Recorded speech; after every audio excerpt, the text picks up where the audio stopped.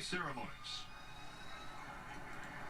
And now, ladies and gentlemen, on this Independence Day... And ladies and gentlemen, time to suck off America. As we honor America, presenting our nation's colors, the town of Sheboygan Honor Guard. Sheboygan, that's my favorite name for a town. Battalion of Plymouth.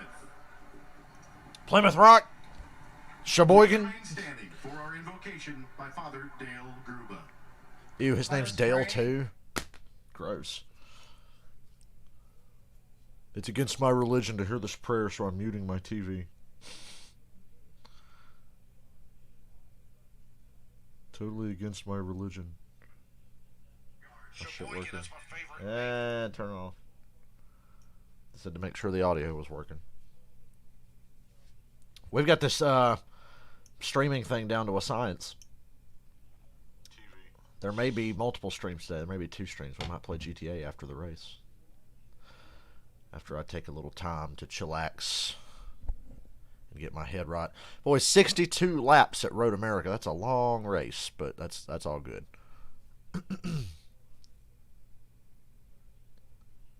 Should be a good one. And here to perform our national anthem. Hey, there's Jeff Gordon. And hey, there's some little girl singing the national anthem. I really regret not putting the bet on Austin Cindric today. I went with Kyle Busch. He was in a backup car starting in the back, but he's got an extra set of tires, and he won yesterday. Knows what he's doing. He was strong at COTA, won that race. Had a shot to win the Cup race at COTA. I just think Kyle Busch is going to be a factor today. Hey, Michael. But I really regret not getting the bet on Cindric. Really regret that. Like what I saw from him in practice and qualifying, and just his experience here. But we'll ride with Rowdy. And I'm sure he will finish second like everybody else I ever pick. I've had so many second place finishes this year with like bets. So I'm always right there in the mix.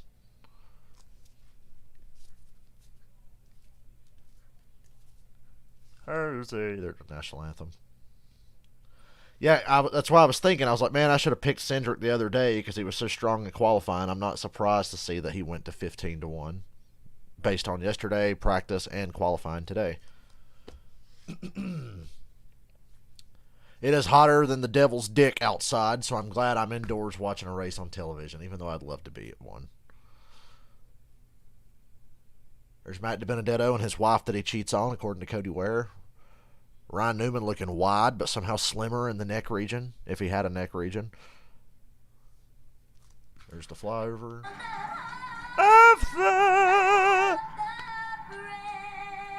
Little kids with that strong a voice is so weird. It's unnatural. Happy 245th birthday to our great country. When we come back, the drivers will be strapped in and we'll fire the engines.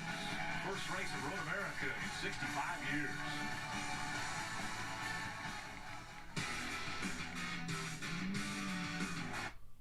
What kind of bootleg Led Zeppelin was that?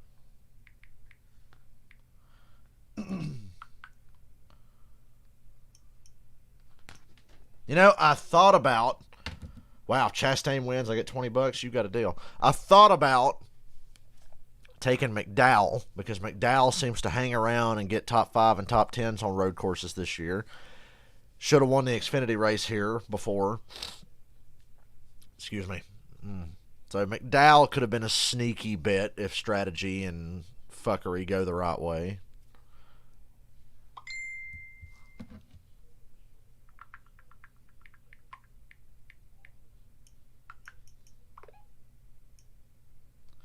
That's a damn good bet. Between Byron, Larson, Allmendinger, Elliott. Hell, Suarez looked good. I think he got a good bet there. Hell, that's the most cars in the field are Chevrolets, and a lot of them have been the strongest cars this year. So I'm cheering for Kyle Busch and Ross Chastain today, I suppose. Really, I'm cheering for Hendrick like always, but at least I can get something else out of this race.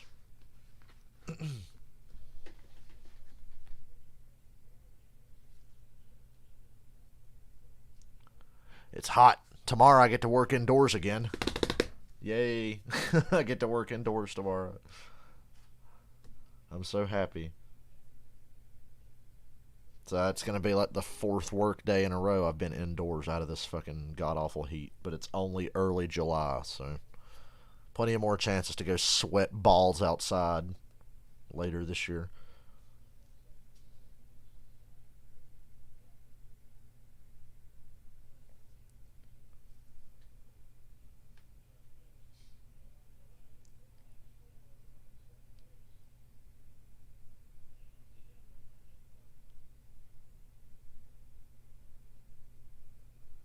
Qualifying was kind of BS this morning. I actually woke up right at the start of qualifying. I woke up at almost 11 o'clock on the dot and turned on qualifying because I reached over, grabbed my phone, scrolled through Twitter, and I saw Jeff Luck say qualifying's about to start. And I was like, oh, sleepily reached for my television remote. Amber waves of grain. 4th of July stands out in a lot of different ways. On July 4th is a great way America, to America, not only America. racetrack, but to celebrate all the freedoms and things. Chris we Buescher have. could have been a sneaky bet. A lot of surprises could come out of this. I think about the guys who have raced here the most. Byron, Allmendinger, Reddick, Cindric, De Benedetto, Chastain, Buescher, Suarez. America, 1776, we are the champs. Automobile racing and America go hand in hand. Oh, just a great weekend to. I've seen the boomers going crazy. I ain't watching this race because it should be at Daytona. They ruined tradition.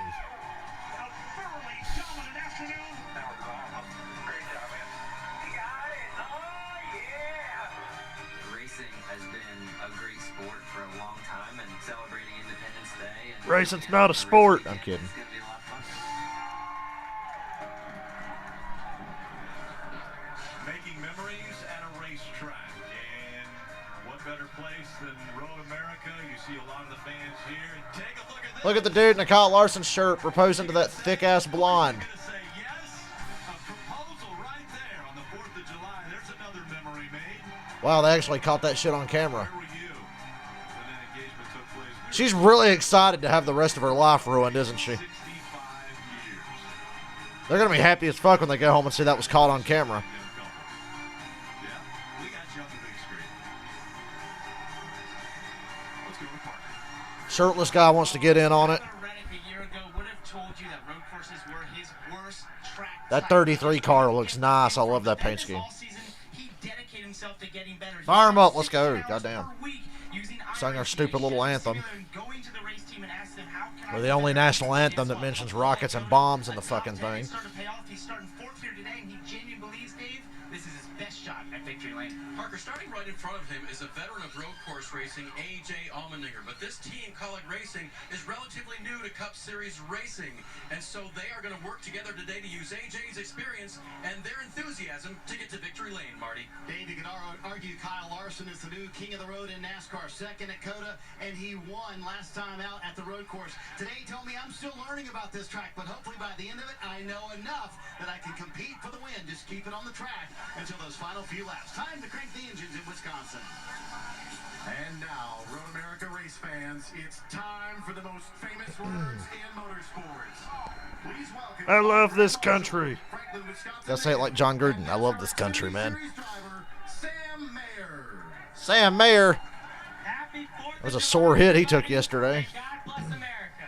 On behalf of Jockey Made in America, driver, start your engine!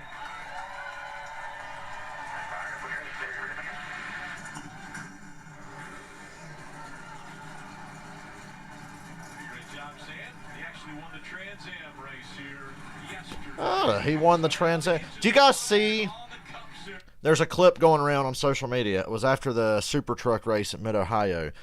Or during it, there was a wreck. Did you see the two guys fight in quotation marks, after a wreck at Mid-Ohio in the Super Truck race? Oh, it was hilarious. Maybe I can find that clip right now. It's on the NASCAR shit posting Facebook group.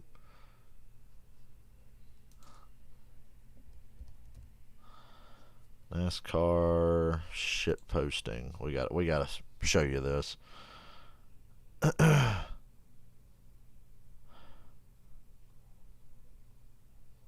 Where's it at? It's got to be. I saw it here this morning.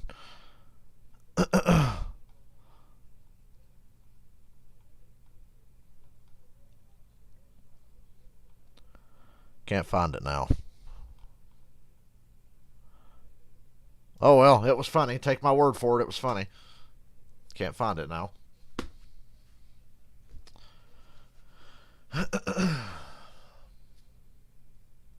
Why does this race got to be 62 laps? Why can't it just be 60?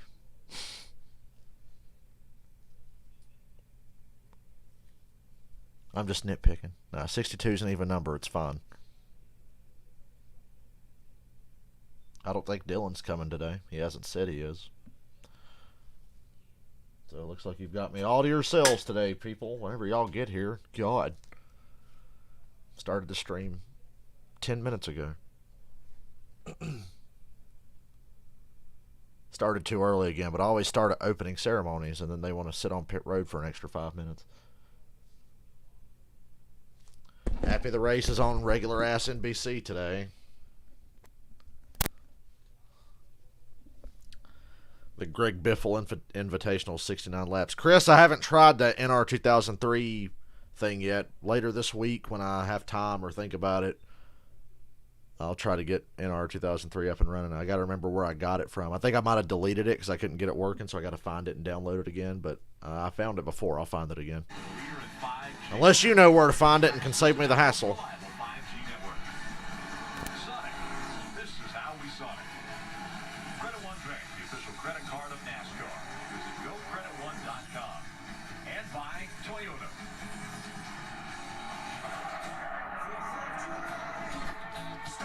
Oh, shut up. 4th of July. I'll be right back. Gotta go run to the bathroom. Racing on the 4th of July. You're watching the Jockey Made in America 250. Road America. Time now for today's starting grid, brought to you by T-Mobile. It is a Hendrick Motorsports front row with William Byron and Kyle Larson, 23-year-old and 28-year-old, starting up front. You're looking for a favorite, look no further than row 2, A.J. Allmendinger. A win here in Xfinity and in kart, looking for the trifecta, trying to add Cup. And I wouldn't rule out Cedric starting right behind him in row 3, another road course ace, running Cup Limited this year. And Steve, I think Alex Bowman has showed such promise on these road courses as well. He's another driver right next to Martin Truex Jr. that could be a favorite. Yeah, I look at I look at Christopher Bell in row 7. Norman, Oklahoma. He won the Daytona road course, another track we didn't see a lot of racing at. He's looked good all weekend long. Michael McDowell back there in 9th. Daytona 500 winner. Could he win 2 in the same year? It would be a career year for Michael. We've seen Ryan Blaney also win at a road course, that High Point, North Carolina native, looking very strong, as well as, how about Brad Keselowski? He's already had a pirouette here during practice, but there's still the possibility of him getting to the front row. You see in row 11, Justin Taylor will go to the back. They had to change engines after practice and qualifying. Kevin Harvick back in row 13. He's a 2-time. There might be GTA 4 today. Michael, do you think I'm the kiss of death for all your bets? Because it seems like every time you have a bet and then try to get me in on it, like today, where you're like, hey, if Chastain wins, I'll give you $20. I feel like that's just going to be the kiss of death, and if there's any chance for me to win more than $5, it's just never going to happen. Has won a road course race after not starting in the top 20, except for Kyle Busch. So I don't care where he started, he still has to be a favorite. All right, drivers, a great perspective of this 4-mile track. We were able to have the Copter do a lap around Road America. Take us through it. Well, we've been here why this racetrack is so difficult. Number one, look at how narrow it is. Long front straightaway, the longest front stretch in all of NASCAR, going to a 90-degree heavy braking corner. You're going to have to fly through here. It's a place to pass, and it's also a place to protect from being passed. That leads to another short straightaway. And guess what, Junior? Another braking zone. It turns 2 and 3 with another opportunity for passing. Yeah, but in a short corner to get out of I have not eaten since yesterday. I'm in the middle of a fast, and boy, am I fucking hungry. And then you keep on going on with this braking zone down here in turn 5. This is the top. Michael, if there's ever a chance for me to win more than $10, it's just never going to happen. Up the hill to turn 6. Haven't done it all year since the truck race at Vegas, I'm pretty sure.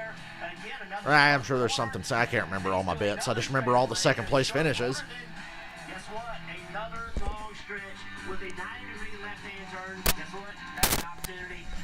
You had VIP at Road America. Yeah, it's really slicker here, wearing out that You had a very important penis at Road America. Good for you, man. little straightaway here that leads to a very tricky part of the course. Wonder how many more times they'll show that clip of Roger Penske in 1964 or whatever riding around this place. How many more times are they going to show that? Getting off the track. When they get off the track, They showed it again during qualifying, and they showed it during the pre-race. they block the track for the oncoming track. Then you got Canada corner. A very difficult corner. Look at all the black marks on corner entry. That's a very difficult break. So just remember, if there's a red flag or something, they'll probably show the Roger Penske clip again. I think pretty technical part of the racetrack. And it leads all the way down to turn 14. And turn 14 is the last corner that leads to that exceptionally long straight with a huge climb uphill. Uphill towards pit road. You're running out of gas here. You are 40 fucked. cars out there and seeing what they're able to do. Well, Busch Beer is celebrating. Get to see Justin Haley back in the 77 this week. $44 whenever Harvick's Oh my God, Chris, the boomers are going crazy. I ain't watching this race because it should be at Daytona. They got rid of Daytona, as if we're not going there next month, you know. They're talking like we got rid of Daytona in the summer altogether. Fucking dumbass boomers. I don't like road courses, and everybody agrees with me that. I saw one comment this morning. It was like, obviously not a lot of fans of road courses, so this is a terrible move by NASCAR. I'm like, is that why this race is sold out and Watkins Glen sells out every year? And people have been clamoring for more road courses? Like, shut your fucking stupid boomer mouths. You don't know shit. Yes, Daytona on the 4th of July was a neat little tradition, but actually Daytona being the last race before the playoffs with this retarded format is actually really entertaining, so I'm okay with the change. Hey, Lori. Boomers are so fucking stupid. I ain't watching this because I saw a guy legitimately ask in a NASCAR group, why ain't the Busch race on Daytona tonight? Is it rained out or something? It was Friday night. A guy actually asked that, and somebody's like, you have internet, dude. You can, like, find out your fucking self. And also, if you paid attention for more than 5 seconds, they don't fucking go to Daytona on the 4th of July now. At least at Road America, if it fucking rains, we still got a chance of seeing a race. And yeah, Daytona in July every year was always, like, really iffy. At the end of August, it's probably just as bad, but it's got to be better than the middle of July. July just seems like a nightmare. I ain't watching this race because it ain't at Daytona. This ain't tradition. My tradition. I could wipe a monkey's ass with your tradition, you fucking boomer idiots. I said yesterday we need at least 10 or 12 road courses on the schedule. 6 or 7 ain't enough. I think we need at least 10 road course races, almost a third of the fucking schedule. That's how I feel. And I'm not walking that back either. I used to think, I was like, we need more than 2 or 3. We need like 5 or 6. Now I'm like, you know what? Give us 10. 10 road courses. No, DFS Daytona will never be the championship race, and it should not be. That's the fucking worst idea ever. This format's already stupid enough.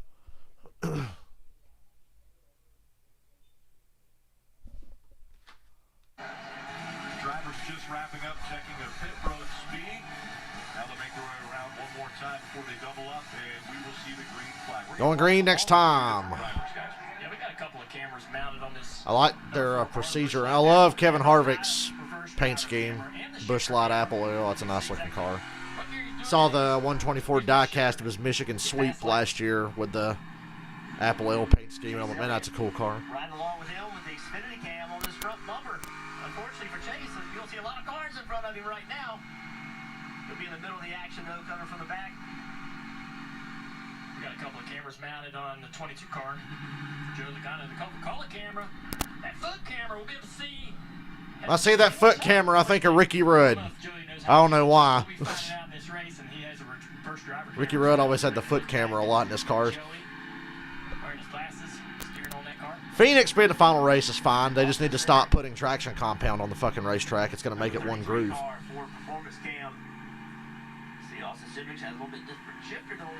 And I disagree with Kevin Harvick. We should race in the rain, and we can race in the rain.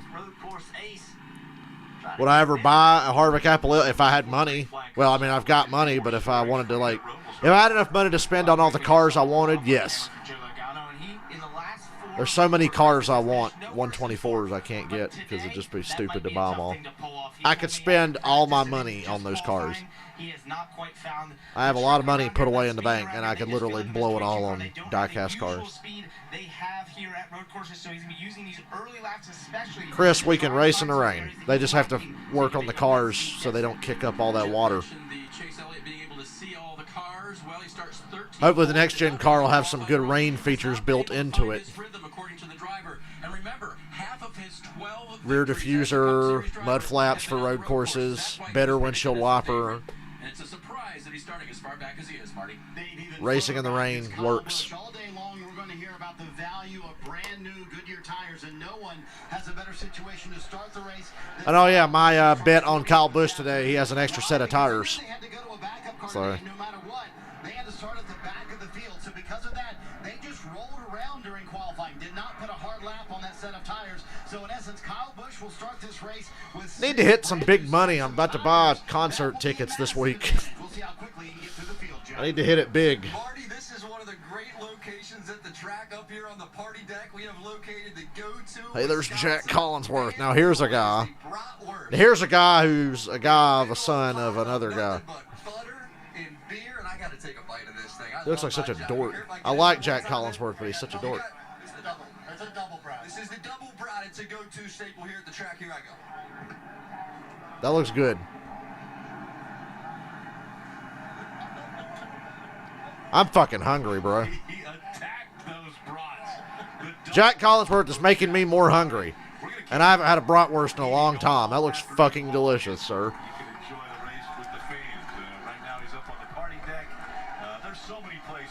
Again, 100,000 plus have been here this weekend to enjoy racing. Can they run dirt in the rain? God, people really don't think, do they? Wisconsin and really take in history. Sounds like the kind of questions a friend of mine who doesn't know shit about racing would ask me. And I always have to humor her. This is a racing town, Jeff. You said it in the pre-race. Everywhere we go, at and away from the race. Typical road course stage racing strategy, expected, obviously. 14 laps. No competition caution because we had practice and qualifying, thank Christ. Hendrick front row. William Byron won this pole not on a computer. Fucking love bratwurst, dude. I don't know why I never think to ask about us getting some of those for the house. 65 years, longest gap between Cup races at a racetrack ever.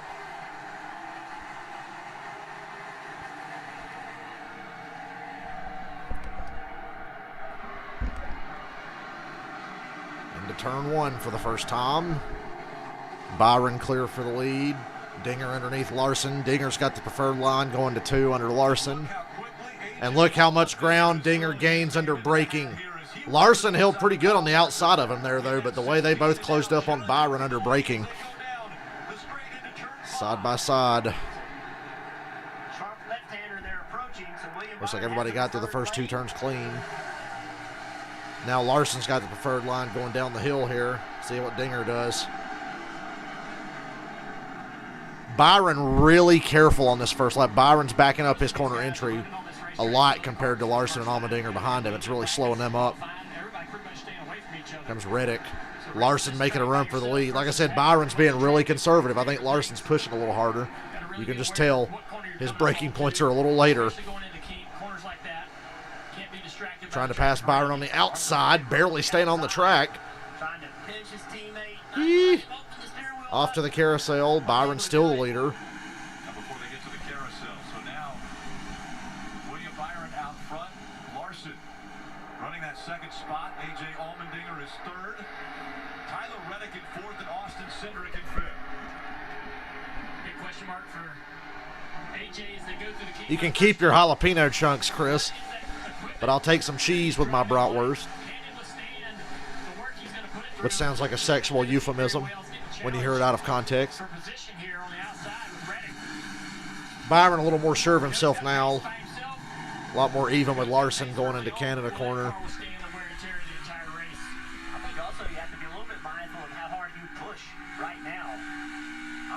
We're going to complete a green flag lap on a brand new, well, not a brand new, but a new track to most of these guys. Day And William Byron's going to lead lap 1. Got to keep an eye on Kyle Busch and Chase Elliott. Busch started the backup car. Chase Elliott got fucked by multiple cautions in qualifying conveniently as he was trying to make his lap. So Chase Elliott had to start like 35th.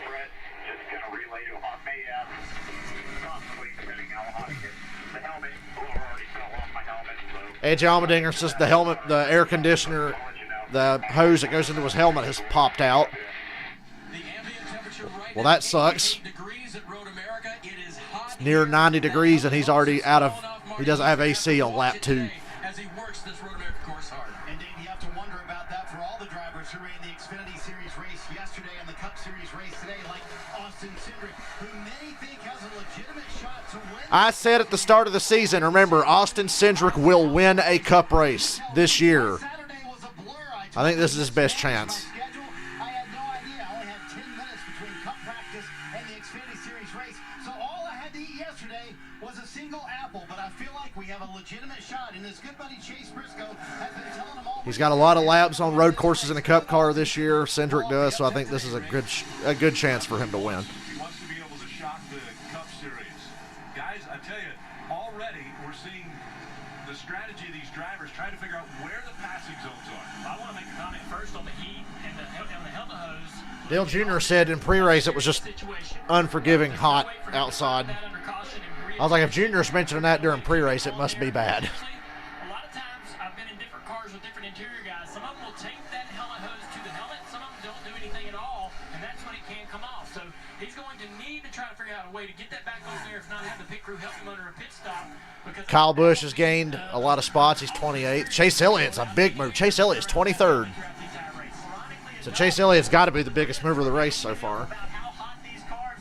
He's still going to be a factor in this. I know it. Yesterday was exceptionally hot. So to Marty's point, that took something out of him.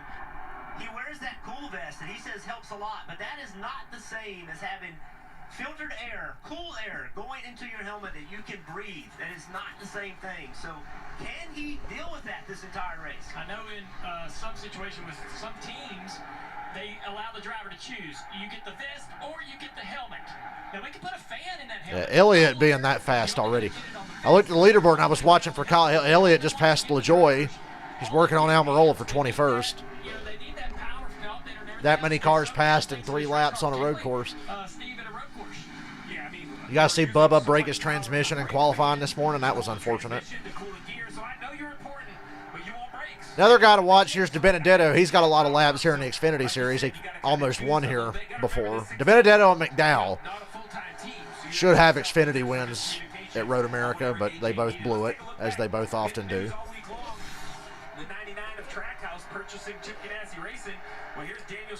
Damn, Truex just ran Suarez into the dirt. I don't know if Truex was pissed or if he was just trying to go up that blind corner and get a wide arc. And Joey Logano hit the dirt as well. It's a shame he didn't tear his stuff up. And now Suarez has a problem. Suarez is off the pace going up the hill near the carousel. That's unfortunate. There's got to be a mechanical problem. That fucking sucks. Caution. 99 stopped on the track. Either on their car or their team cars this weekend. That's the second transmission of the day. Bubba blew one in qualifying, and Suarez has one now. Takes the left-hander. Whoa, Hamlin, hang on there, buddy. This reminds me a lot of what we saw from Bubba Wallace in qualifying. Entering a corner, downshifting, and losing the drive or either getting stuck in transmission. Well, this 99 had transmission issues at Coda. So you ask yourself, is this another issue? He's asking him just to push it.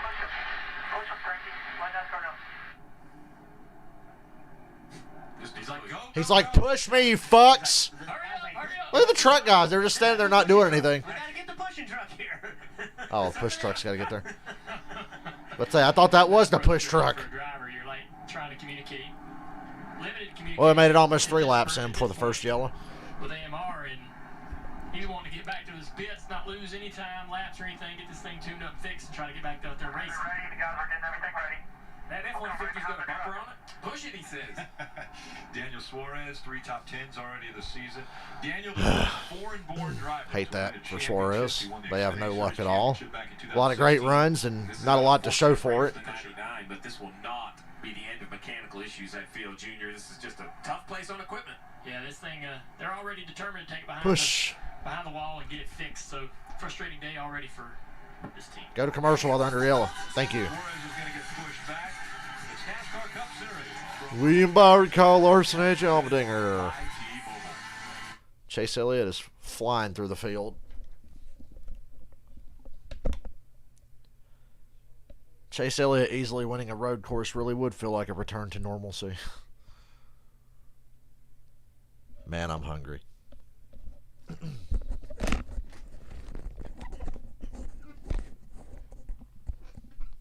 I'm still laughing about that fight during the Super Truck race at Mid-Ohio. That was so funny.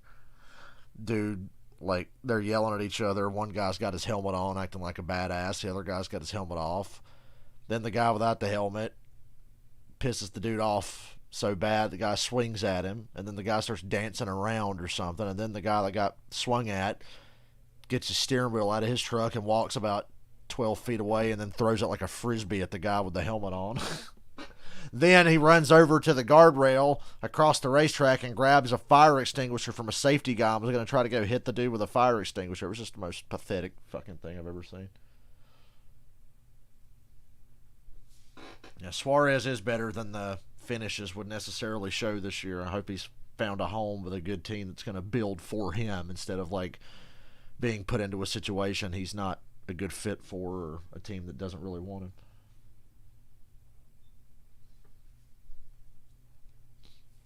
I'm just wondering if the next gen car, like, is it, should we get excited about Trackhouse, or is the next gen car just going to completely throw them off? It's going to throw everybody off at least. Now's as good a time as any to become a Cup driver. Whoever has their, like Cindric next year, going to have his rookie year. What a great time to have it.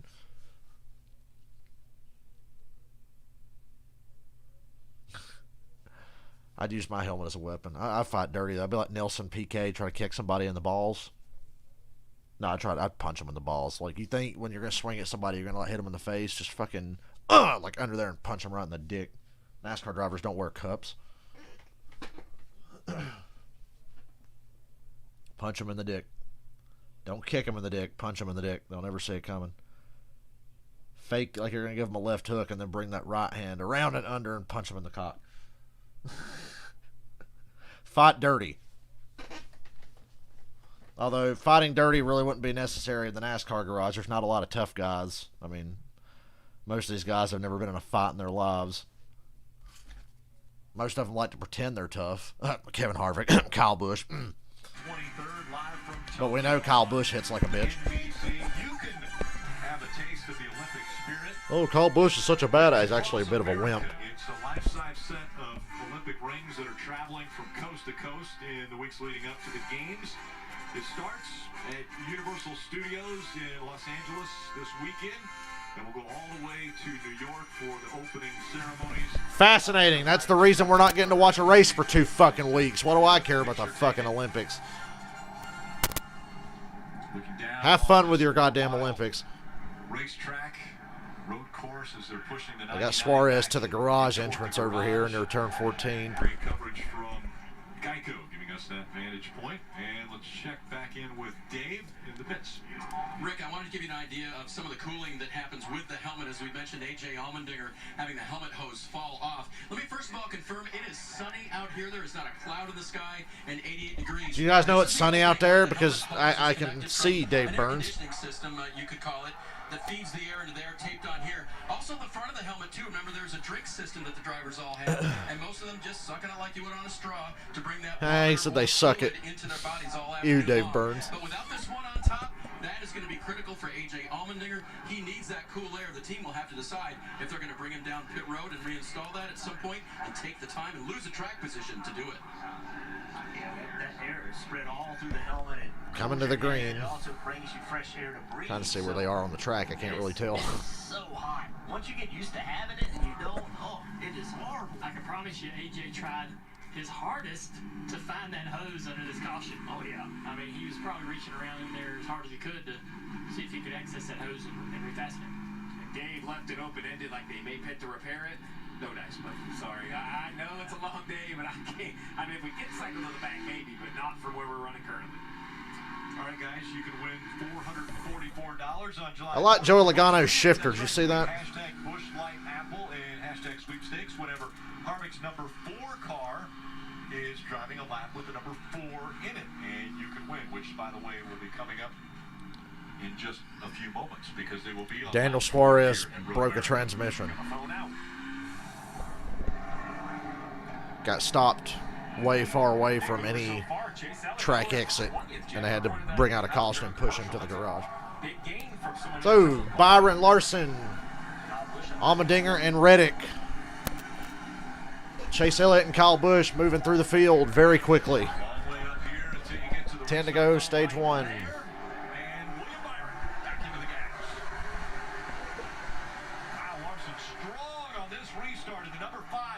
Kyle Busch went to go 3 wide with Alfredo and Corey LaJoie, but thought better of it back there. Byron, much more aggressive into turn 1. He's a lot more confident in his stuff now. Byron, Larson, Allmendinger get away. In the 42 and Austin Cindric in the 33 fighting for that 5th spot right now. Side by side as they go through 5.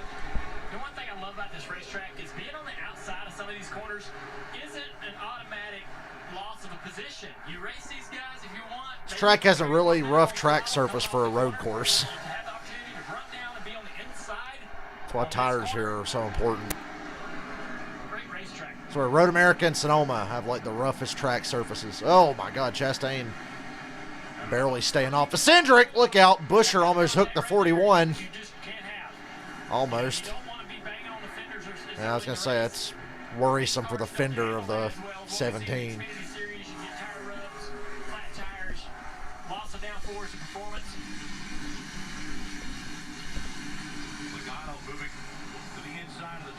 Whoa, Logano.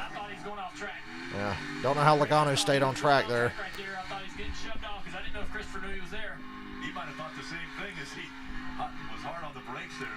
Bet you the grass and everything's really shaved down at certain parts of this track, especially through the kink where guys keep running off. So somebody will just jump in the other lane and try to pick up some spots. That's looks like what Joey was doing there.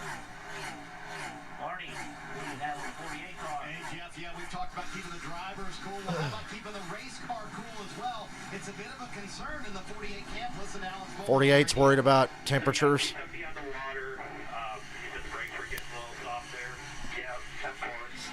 48, Bowman says his brakes feel a little soft and it's getting hot.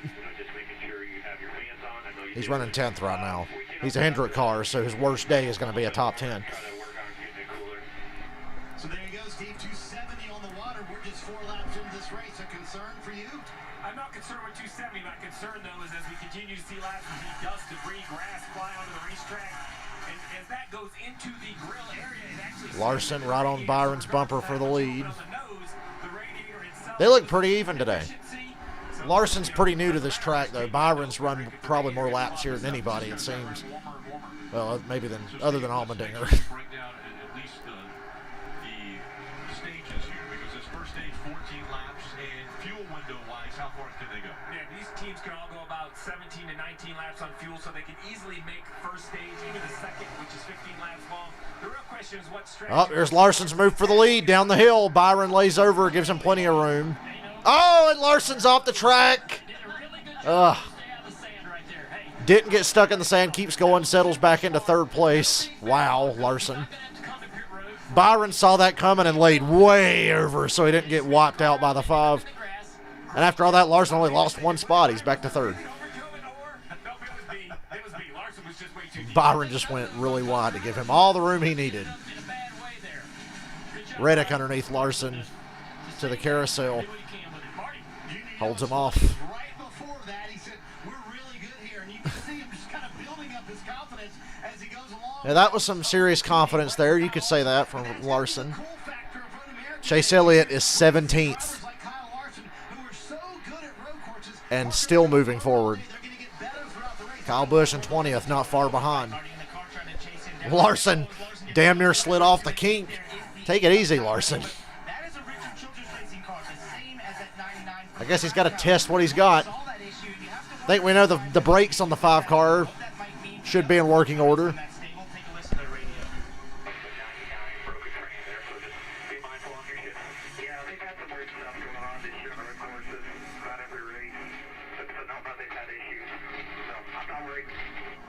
Oh, there's the answer. They're not worried. Maybe thinking the 99 might be doing something a little bit different with their transmissions. The 8 car right now handling great for Tyler Reddick. Said, I don't need any adjustments in this thing. Yeah, Parker running in the 4th spot right now is Tyler Reddick. Austin Center behind him in 5th. And Ross Chastain in 6th. Larson only Chase Elliott 16th. He just passed Chris Buescher. Chase Elliott watch. We're on Elliott watch. It's a real thing. He and Kyle Busch were just tearing through this field. Biggest movers, Kyle Busch has moved up. Chase Elliott 15th. He just passed Cole Custer. Has made up 12, and Austin Dillon 10 spots since the start of the race. Well, Vegas had Chase Elliott as the favorite when you look at the odds heading into this weekend. An okay day in practice, and then in qualifying earlier today, it wasn't a lack of speed. The qualifying didn't hurt them at all. It was a timed session, and twice during the timed session, he was on the racetrack, and the caution came out. He actually never really got a real qualifying lap. Stephen, I talked to Chase before qualifying today. He mentioned the word rhythm. He said there is speed in rhythm. There is pace in rhythm, and I have not found it this weekend. Never found it in practice. Never ran long. Wonder what kind of rhythm he can find if he's able to get out front in clean air and not having to worry about the cars in front or behind him. Didn't find his rhythm. Hasn't said anything on the radio yet about balance, but he's waiting for this long period of time to really understand himself and his car on this racetrack today before he starts giving specific feedback to Alan Gustafson. Great info, Dave, as we watch. Not much change in the top 5. Byron, Dinger, Larson, Reddick, Cindric. Derek Motorsports driver leading this field. Byron still holding the lead. Oh, man, I watched the IndyCar race today, so these full-screen commercials are definitely annoying me more than usual. They annoy me every week, but especially when you watch a race where you get to see every green flag lap and then you got to come watch this, it's like, ugh, stop it.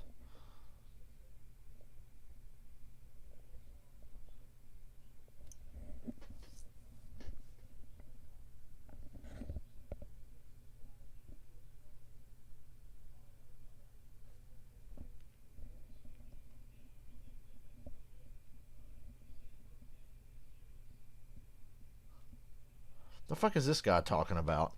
LOL, waiting for the stupid tweet from Jeff Gluck on Kyle Busch and Chase Elliott are flying through the field. And Jeff Gluck said, well, I mean, they are. Ryan Preece is off track. What happened?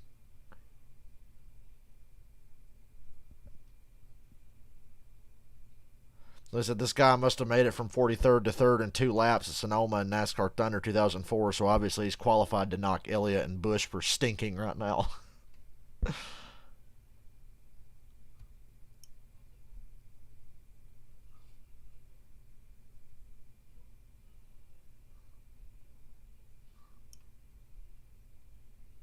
Yeah, I'm not sure what's so funny about him just saying, hey, they're passing the most cars, because they have.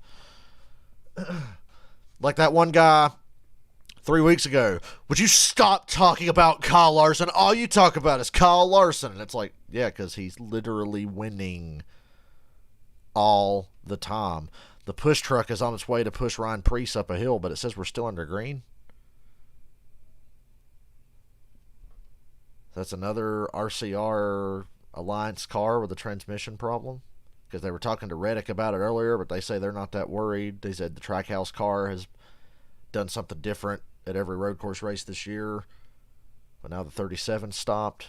Don't know if it's transmission. Don't know what it is. Interesting that we're still green. Ryan Preece goes behind the wall with engine issue. Okay, they must have got him. He must have rolled off the track far enough for them to get a truck to him and push him to the garage. So we stay green. We go from Road America to Atlanta next week. Yuck. Oh, shut up. Man, I'm hungry, and I can smell that food in there cooking. It's killing me. I'll unmute this when I can hear Rick Allen's voice again. Thank you very much. There we go. Great place to spend the 4th of July. NASCAR Drive, that's your live race day companion. You can follow your favorite drivers with high-definition in-car cameras. And all you have to do is visit NASCAR.com/drive, or you can download the NASCAR mobile app. If anybody talks about Chase Elliott, somebody's going to complain. If anybody talks about Kyle Larson, now they're going to complain because he wins all the time. Will you stop talking about Kyle Larson? We get it. You love it. It's like he's winning a lot. Chase Elliott just blew by Joey Logano. Oh, God, I'm talking about Elliott. I'm just like Jeff Gluck. Chase Elliott just passed Joey Logano for, what, 13th place? 14th. Okay. Wow, Ryan Preece drove straight off the track with engine trouble, but made it right to the garage entrance. That's good. It's good they have that extra garage entrance over there. As exciting of a trip to Road America as he had hoped So for. Preece is probably done for the day unless they get it fixed. And already we've seen Daniel Suarez, now Ryan Preece, both off of the track and back into the garage. And you see another car there coming through with the smoke going out from underneath it. But this is a tough course on these cars. Yeah, and we see rock-solid mechanical vehicles at most of the ovals. And to be honest, even Sonoma and Watkins Glen they've found a way to get those cars to the finish line. But I think a little bit of unfamiliarity with the drivers and their shift points. And we went out on this track. Your internet signal's very poor. Well, hopefully you can hear me. Very rough. You know, the curbs on the outside of the track, the curbs on the inside of the track. So as you're William Byron's led every lap so far. That's hard on transmissions, hard on axles. On top of AJ that, Allmendinger's right there within a second. Larson's dropped 3.5 seconds back after his little excursion, but he's still hanging on to third. Reddick and Cindric are steady 4th and 5th. Chastain's 6th. You have to be more precise here if you're going to have the car live. Chase Elliott and Kyle Busch are flying through the field. Briscoe's another guy who got fucked in qualifying like Elliott this morning. Yeah, he's 24th. Braking into the braking zone. Right on schedule for Kevin Harvick's 27th. Those things I just noticed Kevin Harvick is 27th. rear tire up, especially. So you got to use the curves because it will make a faster lap. You also need to be careful sliding the left rear tire across the curb on the outside exit right here. You're coming back up on the racetrack. Try not to go way out there. Slide across because it's just as rough as that interior curve. Can beat that left rear tire up, and it's going to hurt the car in the long run. Remember, Chase Elliott started this race 34th, and already he's up into the top 15, running 14th right now. Impressive run. Who's going to play for points and who's going to play? I bet Larson goes for the points So let's take this opportunity. like he did at Sonoma. The whole lap, Road America with Chase Elliott. You'll see turn 3 right-hander. We talked about the heavy braking zones. All those braking zones require downshifting, heavy brakes. You have to sync up your RPMs. If not, it will wheel hop it. SHR starting to look a lot like the Haas F1 team. Now, downhill braking. Tony Stewart's too busy with his little fucking SRX deal. Off the rear end of the car. McDowell 12th. Like I said, McDowell's been hanging around all year. Just got in the dirt a little bit there. Kurt Busch just got by him. Moving back to 13th, and here comes Chase Elliott. So yeah, McDowell's not going to be in that position for long with the 9 car coming. Very little engine rev. That's easier on the components. Harder on the brakes, but easier on all the other components. Man, am I hungry. Brakes can take it as long as you keep the temperatures down with the front fans, and that's just a different style, and it's obviously working for him really well. Look at this corner. Look how long this corner lasts. This is the carousel. Look, the car's leaning the wrong way. The banking actually is the wrong way. It's off camber. Chase uses every bit of racetrack. This is the kink where we saw so many troubles in practice. McDowell's always been a solid road racer. I'm not surprised to see him look competitive. No idea they use the brakes in the kink. So this I'm really not surprised. I even said I'd consider placing a bet on him today, because you never know. It's just not as fast of a racetrack as it looks. And, you know, talking to Cindric about going around the carousel, he's like, oh, it's not fast, it's slow. We're creeping. We're hardly touching the throttle. And we're braking the kink. I'm like, what? I thought it was a lift back to the throttle, but it's you got to brake. Slow it down. One thing I love about it, man, he turns in really late. comes across that corner in late apex and gets a good straight run off. That's going to protect that drive off on the long run as well, but that also tells you that car is turning well. If you can wait and turn later than everyone else, you're going to get a better shot off the corner. Also shows you how good Michael McDowell. It's inexcusable how shit Stuart Haas racing is right now. I was just going to say, Michael McDowell, obviously. So I would expect some guys to pit this time, guys far back from the lead. We're at 4 to go in the stage. So he has been running right in front of Chase Elliott in that 13th spot. We're going to talk a lot about the racetrack, about the speed, about the corners, and the word strategy will be used all day long. And kind of the first tee in the road, if you will, is coming up in a couple laps. This track is so big, Dave, that you have the opportunity to come to pit road a couple laps before the end of the stage, provide service to your car, and go back on the racetrack without losing a lap. It'll be interesting to see if anybody decides to do that. Let's talk a little bit about 6th place. Ross Chastain. Stewart to the NHRA. Gained those couple of positions. 5 starts here in the Xfinity Series. So this huge crowd on July 4th enjoying the Cup cars. Ross has seen it before here in Wisconsin, supporting NASCAR in the Xfinity Series. Right now, their only concern for Ross, a little right front damage to the 42, but otherwise running strong. Marty? Dave, we've talked a lot about Chase Elliott coming from the back. Well, how about Kyle Busch from 40th all the way up to the 16th position? Some Kyle Busch fans somewhere. Why aren't they talking about Kyle Busch? Talking about Chase Elliott. I just don't want to damage the car. Cheaters. Coming through the field. So he's been very careful, very patient. Kyle Busch wins, I get $10. Chastain wins, I get 20. Which means they'll finish 2nd and 3rd. 33rd in this race. Just couldn't quite get a lap in qualifying. Every time they were on a lap, the red flag would come out. But even more remarkable, considering that Austin was in the Trans Am race earlier this weekend, and on Thursday, during one of their That's a nice paint scheme on the 3 car. brakes completely in that car. In turn 8, went hard into the barrier. They repaired the car over 2 days, so you got very little laps. My favorite patriotic paint scheme of all time is probably that one Dale Jr. drove that's painted like an American flag. That was a nice one. Or Dale Jr.'s 2000 July Daytona. Ty Dillon just got spun around at the kink. Look out. That's a terrible spot to be stopped. He gets it going now. Woohoo. We stay green. Cindric to pit road. Truex pit road. DiBenedetto pits this time. And we're seeing pit stops, just as you mentioned. McDowell pits. Oh, we got a car in the dirt. Tilly, the 78. He's still rolling though. Still rolling, still rolling. Well, this could work out great for Truex.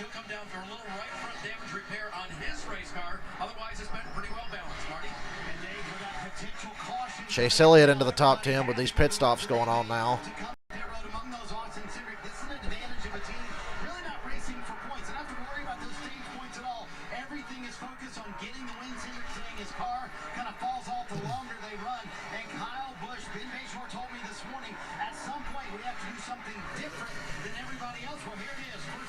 Karen, how much did you pay for that patriotic number 8 car? How much did that cost you? Still no caution. Now there's a caution. The 78 is stuck. He couldn't make it out. Well, I was getting ready to say, if the pit stops look funny, they are. I have the Dale Jr. MLB All-Star paint scheme. Matter of fact, I can show you a picture of it that I took. Ignore my ugly face. Because you got to go to my Facebook to see this picture. That's a carousel. It looks like the left front. The left front was low on the car, it looks like, guys. I don't know if you have a tire down or suspension problem. There it is. That's my Kyle Tilley from Bath, England. Dale Jr. MLB All-Star car. With that car, You paid $2 goddamn dollars. Goddamn, Karen. I'd buy it from you if you'd let me. I'd obviously give you more than $2. I'll give you $5. This will allow the safety workers, instead of going out and having to open the hood and taking a lot of time, they can just hook to that and drag this car out of the sand. But you see how deep the front is stuck in. There's a great shot at it right here. With 3 laps to go, I'm not sure if we're going to see a green flag in this stage or if this will finish the stage. I do look weird with no facial hair, but I actually prefer not having facial hair. I've got facial hair right now because I'm too lazy to shave. To the lights on the front of that car. We're hearing that Austin Dillon a little too fast. Austin Dillon too fast on pit road. It's going to go away now. Just evaporated. We'll be right back. back with more from Road America.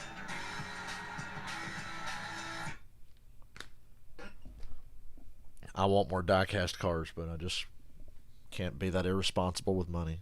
I almost bought one this week. I told you guys yesterday about how I almost got the black Budweiser car for like $35, but then there was a mix-up and the guy had to give me the money back because somebody else already claimed it, and I'm like, ugh. So that kind of blows. A couple weeks ago, I almost bought the Budweiser COT for $30, but once again, the guy sold it before I could get it. So that was two cars I almost got for good prices, but fell through. That black Budweiser one's the one that hurt the most. So the stage is going to end under caution for the 78. Byron, Dinger, Larson, Reddick, Chastain, Hamlin, Bell, Bowman, Kurt Busch, and some guy named Chase Elliott. The cars that just pitted. Works out great for them.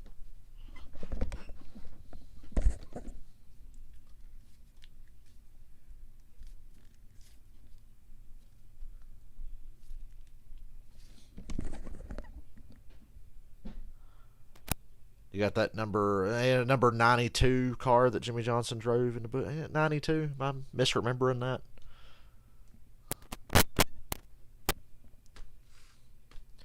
Hey, Karen, I'll give you $20 for your patriotic number 8 car. That's $18 profit. You only paid $2 for it. I'll give you $20 for it. 2 black Bud cars on eBay for bids, but yeah, but not the price I could have had one the other day. $35, man.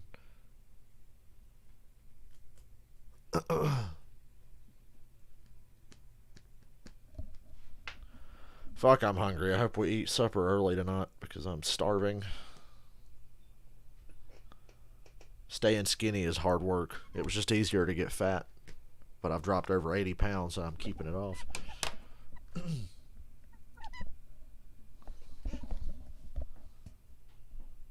We have these conversations about these die-cast cars every week, and it kills me that I can't buy more. Saw Dale Jr.'s 2015 Talladega win car for $140, but I can't pay that again. I bought one car for $140 a while back. It was the number 3 Wrangler Nationwide car. I bought that for $140, and I'm like, that's the only time I'll probably ever spend that much on one.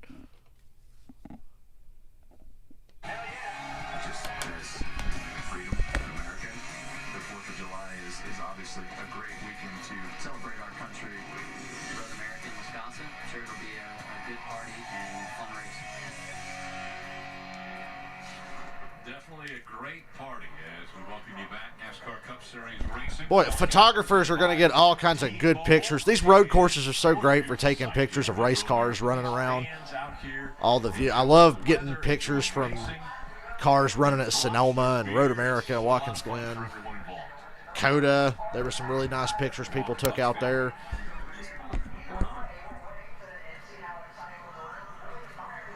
So we had two other penalties during this pit sequence. 34 Michael McDowell and the 14 of Chase Briscoe, both driving through too many boxes.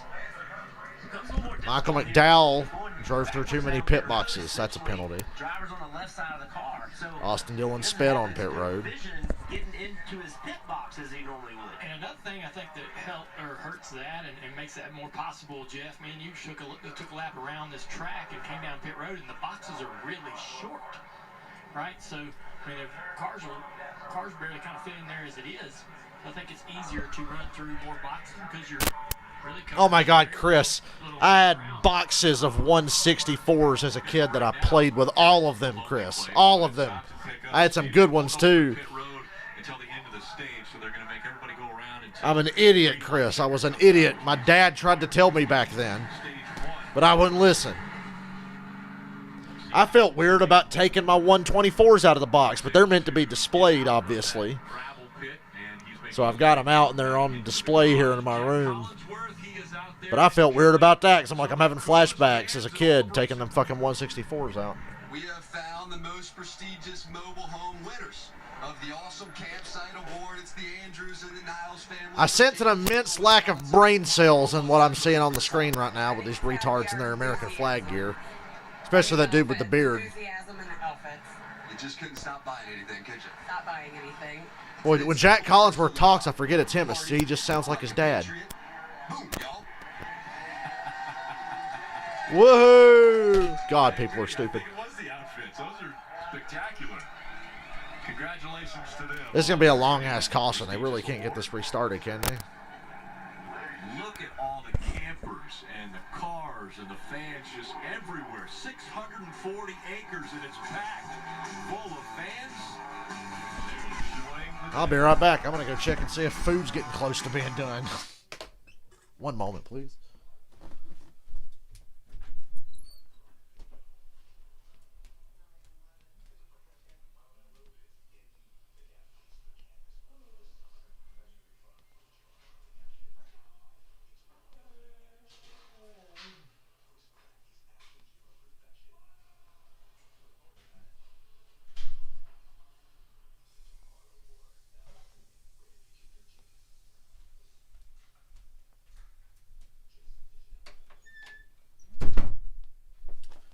Back. Food is nowhere close to being done, so I get to suffer for at least another hour. God.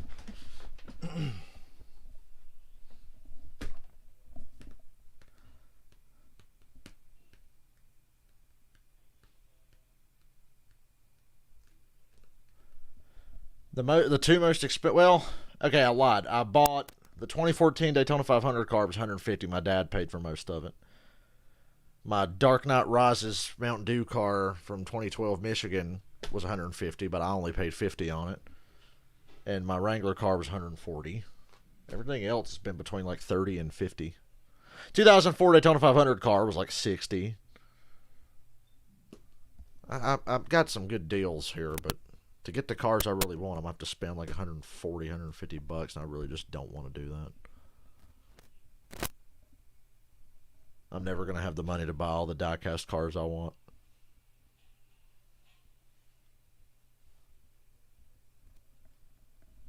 My most underrated car I have is that fucking bright orange number 81 Menards Bush Series car that I got from Dylan that Junior drove. I think it's 2005.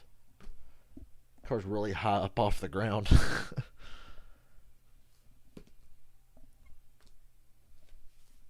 I have the black window version, which is lame. I got the black window version of Dale Earnhardt's final Cup win. It's great. I love it. I just wish it wasn't the black window version, but it was so cheap. I'm like, $40 for that. I'll take it. My number 3 Busch Series Oreo car is a black window version, too. It only cost $20.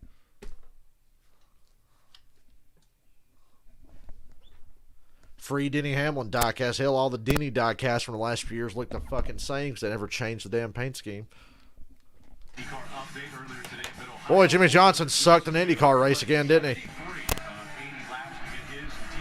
Boy, Joseph Newgarden made that race suck, didn't he?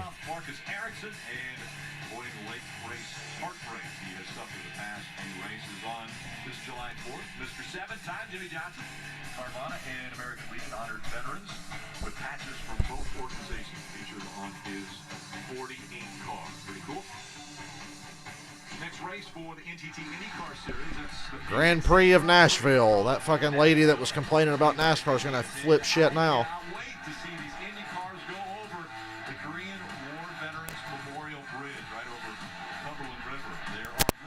Boy, if there's a wreck on that bridge.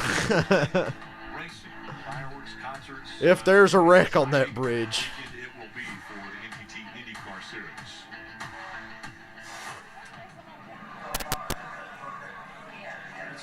We're on the last lap of stage 1 under yellow coming through Canada corner. Final lap of stage 1. That caution couldn't have come out at a worse fucking time. Ever since the yellow came out. Did a lot of work until the yellow came out, but once the yellow came out, he's pretty much had it under control, so these cars should come around. Steve, as long as he stays on the track, right, to take that green and white checker. Well, you know, He was reminded of that. When you do pit, but one more. Mark Martin, wasn't it? Pistol. Xfinity race pulled in the pits. Yeah, Kelly Albert was going to win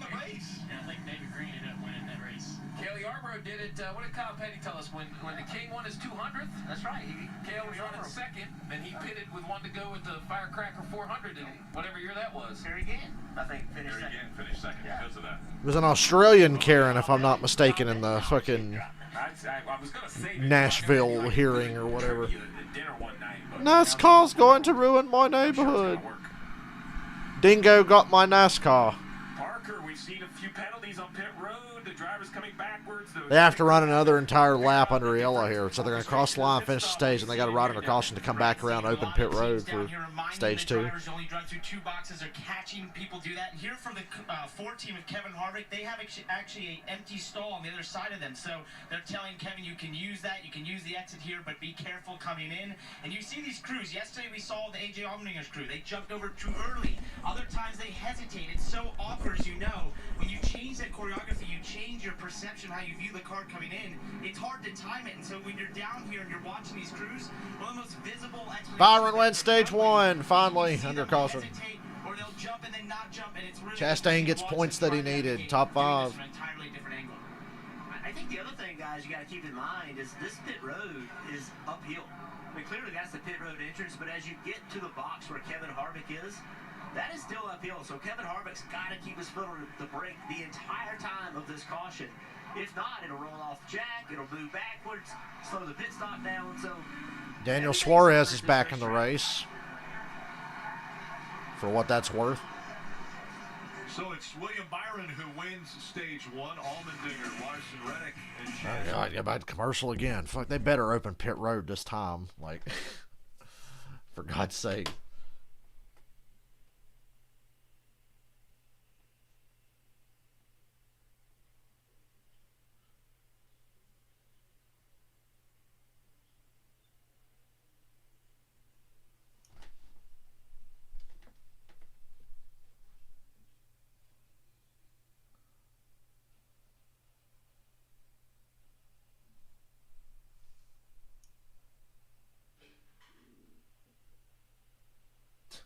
Yeah, who didn't? In the NASCAR shit posting group.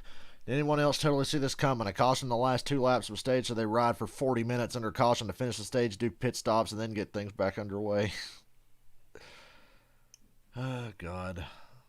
They better open pit road as soon as they're coming back around here. There's 5 NASCAR and Formula 1 tracks. Yes, the Grand Prix of Murfreesboro. We all know it. Ayrton Senna came back from the dead and won it.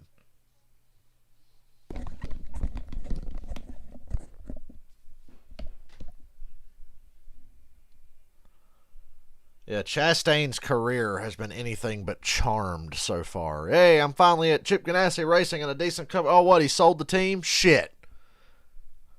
I still think Trackhouse would be stupid to not have Chastain in that second car next year, but who knows what they'll do. Send a picture of your Juan Pablo car. Let me check it out. Go to this Discord that I never use.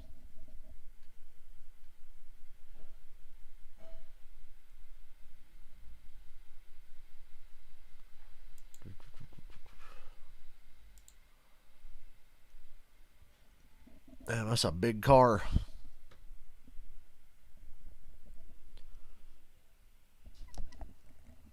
The Chase Elliott Little Caesars car sitting there too. That's pretty cool. Oh man, I'm starving. Stomach is like making noise. On NBC is brought to you by It's the price I pay for trying to be skinny. Trying to stay skinny. This is how we saw it. And by Monster Energy. Unleash the beast.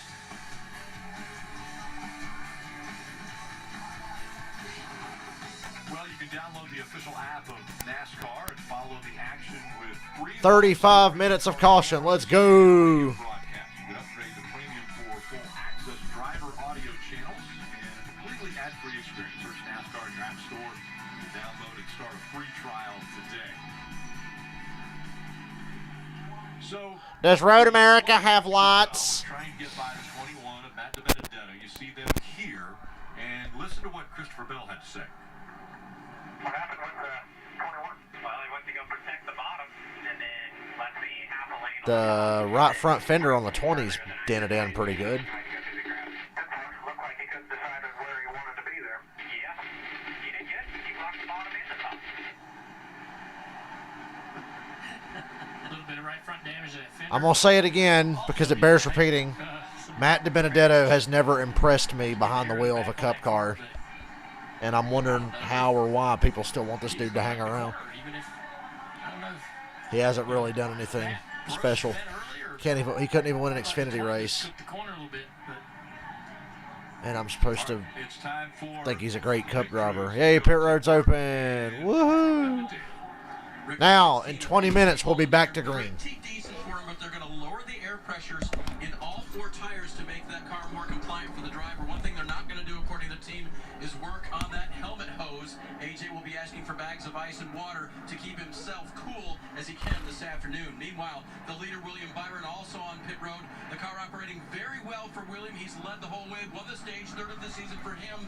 No real changes to the cars, and it was just a free to start, but that's pretty typical, Marty. Dave, the one thing with 11 teams short pitting stage 1, the best these guys 11 cars pitted before the end of the stage. A couple of them had penalties, so there'll be less than that at the front, but Martin Truex Jr. should be the leader here.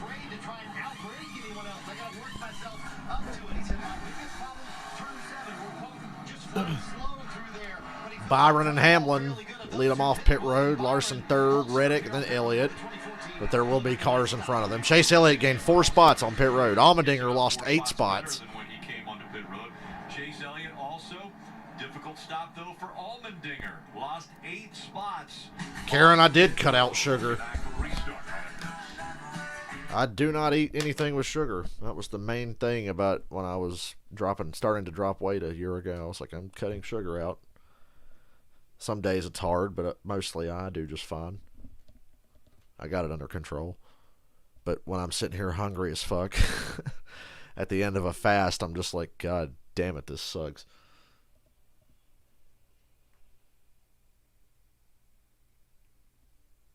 He did not almost win Bristol. Like, he still, I mean, okay, he almost won Bristol, but he choked. Ryan Newman was a dick, but he was choked. He was choking, so.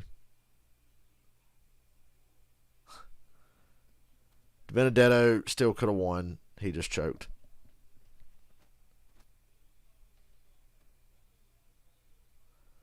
Your way of losing weight wasn't legal. Matt DiBenedetto does not have an Xfinity win. He's never won anything in NASCAR outside of like K&N.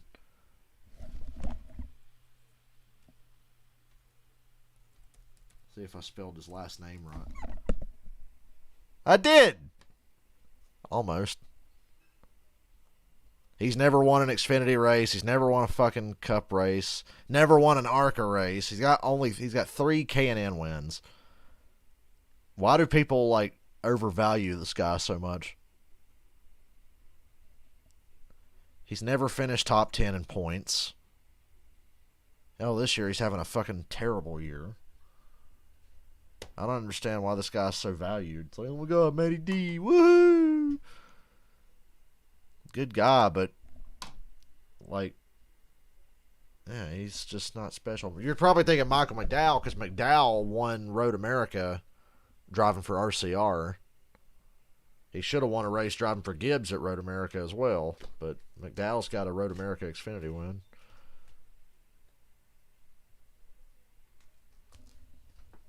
I just don't really think there's much value with Matt DiBenedetto. He doesn't offer you anything special. He's not that remarkable of a talent. Yeah, the 6th in BK was probably the most impressive thing he did. But still, like that one goddamn race, he finished 6th in a shit car once, and now he's got a job for life. Like, it's almost as bad as when Gilliland got lucky and won a Busch race and was a Cup driver for a decade. It's like, goddamn, body of work, people. Body of work. I rooted for Matty D to get a good Cup ride. He's had one. He hasn't done anything with it. Would McDowell ever win again? I don't know. I'm not psychic. We're still under caution. Have been for about 20 minutes. What was going on? How about the first commercial videotape recorder was introduced? Peacock Michael McDowell's racing career would be like the plot of a really bad Adam Sandler movie about a race car driver. Lovable loser. Don Larson throwing a perfect game. The World Series in October, and then the Summer Olympics in November. Yeah, but it was down under in Melbourne, Australia. And how about a few drivers that celebrated 1956 as the year they were born? Rusty Wallace, Ricky Rudd, Terry Labonte, and DJ. Stack your talent right there. Yes, it was. So we talk about strategies and opportunities. McDowell's going to do just enough to get to the round where Talladega is. Then he's going to win Talladega, and then it's going to rain at Texas or something. So Truex, DiBenedetto, Cindric, Kyle Busch, Almirola, Alfredo, Bubba Wallace, Josh Bilicki, Ty Dillon. The top 9 cars pitted before the end of the stage. Byron in 10th is the first car on fresh tires. I don't expect Bilicki and Ty Dillon to be up here very long. I don't expect Bubba or Alfredo to be up here very long. But Truex, Cindric, DiBenedetto, Kyle Busch, yeah, I bet they hang at the front. Finally, we're back to green. 25 years later. Time to get reinvested in watching this race. I was forgetting everything that was going on. So the top 9 cars there. Cindric 3 wide for the lead in the dirt. Makes the pass on Truex for second. And takes the lead now. He clears DiBenedetto and Truex. DiBenedetto's got to run to the outside down here, but Cindric takes it.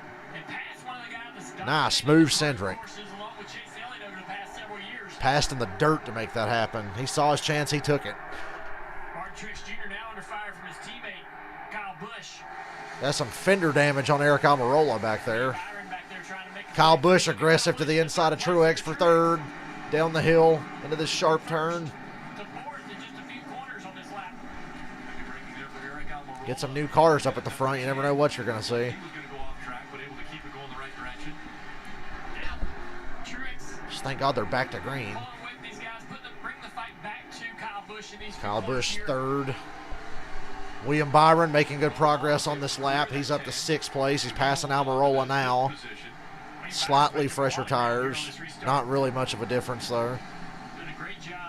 That caution really helped these guys that pit at the end of the stage. It saved them a couple of laps on their tires, so they're pretty much even with everybody that pitted at the end of the stage.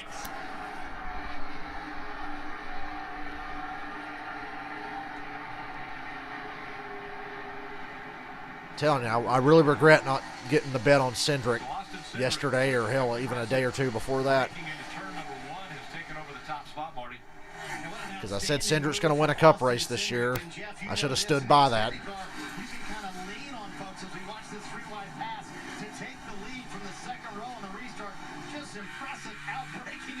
You know, I'm hoping me shitting on DiBenedetto here is going to be like reverse psychology and get him a win today. Because I would be thrilled to see him win. And he's run up on the back bumper of Cindric for this lead here. Really on him. Really trying to get around him out of 14. I think DiBenedetto is going to take the lead here shortly. He had a really good lap that time. It was amazing how far he was able to outbreak Martin Truex Jr. There's like 3 car lengths into turn 1. But Matty D is bringing it to Austin Cindric. Kyle Busch trying to run him down. It's going to be difficult to outbreak Austin Cindric. You're going to have to beat him on corner exit. Man, Matt DiBenedetto is really... DiBenedetto's aggressively coming after this lead. Really aggressively. He's there. A little bit of a bumper. Cindric stays clear down this long straightaway. Think about the situation with these 2 drivers, right? See how much Kyle Busch has gained on these guys. He's closing in as well. If that is true, the 2 opens up. 21 of Matt DiBenedetto. This is a 1-year contract for Matt DiBenedetto. You know, perhaps Austin Cindric, well, we know he's moving up. We just don't know what car he's going to go into. So it's still unclear what cup car Cindric is moving into next year. I would say the 2. It was going to be the 21. Now it's going to be the 2 with Brad leaving. We're just waiting on that announcement about Brad going to Roush. You know, SHR offered the 41 to Casey Kane, but he turned it down. And they settled for Suarez a couple years ago. Matt said the team went to work, and when they went to practice yesterday, he said, I could feel the difference immediately. Guys, you go. That gives the driver confidence, and he can go to work. Yeah, you gotta have a car you believe in for sure. Well, Kyle Busch closed in turn 5. Kyle Busch lost some ground there. He was closing in at the front end of the racetrack, but when Cindric got away from DiBenedetto, he gapped all of them. Check out the Toyota driver update. DiBenedetto aggressive under brake into Canada corner. He was peeking out. He couldn't get there, though. He couldn't get to the inside of Cindric. Presidents right now. DiBenedetto's really working hard for this lead. Continue to fight it out, and we see that 21 of Matt But DiBenedetto Cindric's just a better driver. Austin Cindric Sorry. catches breath It's true. everywhere around this track. But on entry, DiBenedetto's really aggressive. I think Cindric's good under braking, but DiBenedetto's really working hard under braking. DiBenedetto running this road course hard. See, the draft helped him a little bit. Whatever kind of draft you can get with these stupid-ass race cars. Remember, these Gen 6 cars don't draft for shit. DiBenedetto really taking a shallow line there. Peek into the inside. Now he's just putting the bumper to him. He's all over him. Good God, that's a teammate. Hell, let him have it, Cindric. Let him have it. Door's wide open. DiBenedetto's there now.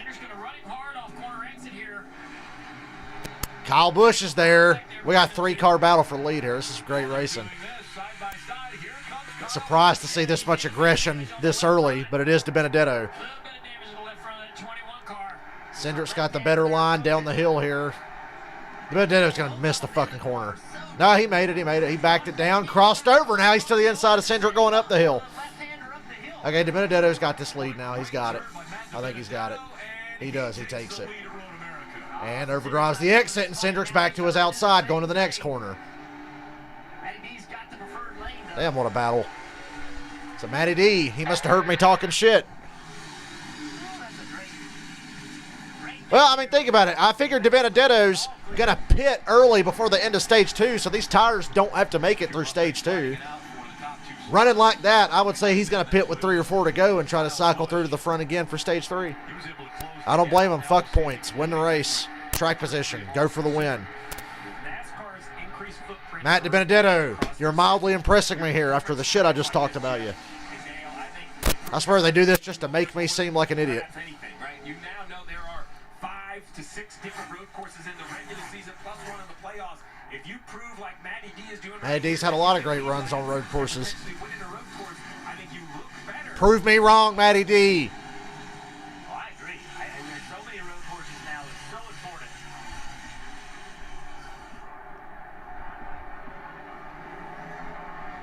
Jeff, you led to it earlier, but let's take another look at the Toyota driver update with Kyle Busch currently in the 3rd position. Remember, he started all the way back in 40 at the backup car after a practice crash, didn't go out in qualifying, so those little fresher tires enabled him to get up front, and then a good pit stop put him up into the 2nd row on the restart. Bubba's still in the top 10.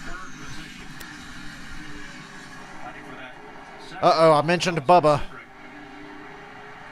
The boomers are going to come for me now. That little fade to the inside on the straightaways is nothing more than just kind of getting that guy's head in front of you. Get a little bit more air on the brakes in that deep braking zone.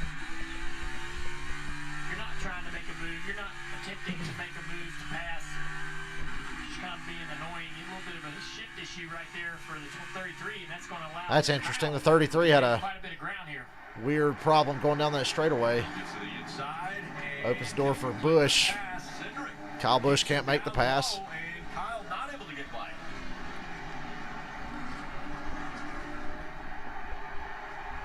21, 33, 18, 19. And the 24 of William Byron, the top 5. Now, Byron in the top 5. starts to stretch it out a little bit here. Matty D, Cindric, Kyle Busch, Truex, Byron. Road America's telecasters of IG. Bubba's in the top 10 on a road course. Sorry, guys. I'm just here to state the facts. He's talking about Bubba.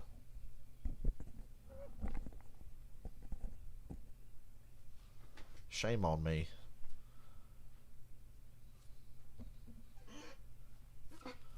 Hopefully the rest of the stage goes green. I can't take another 40-minute caution. I got to work tomorrow, you know. But I work indoors tomorrow.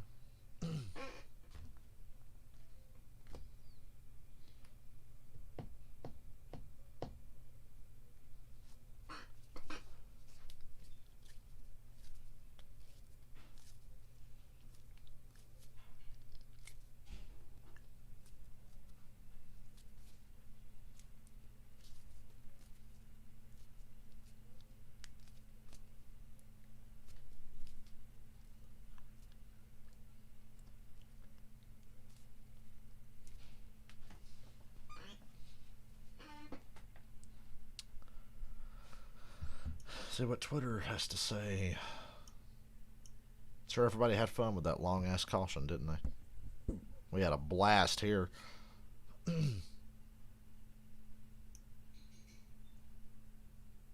know, let me ask, do boomers not know that you can literally find anything on the internet because they just kind of say stupid shit and just say it like it's fact, and then if you say they're wrong, they get mad, but it's like, you know, we have the internet. By the way, Jeff Gluck said that caution was over 22 minutes. The caution for the car getting stuck in the dirt began at 3:11, and the race went back to green at 3:33. You could have watched an episode of Seinfeld on a streaming service before. I could have, you know, I've been watching, Batman the Animated Series on HBO Max, and those episodes are about 22 minutes each. I could have watched an entire episode during that caution and not been bored.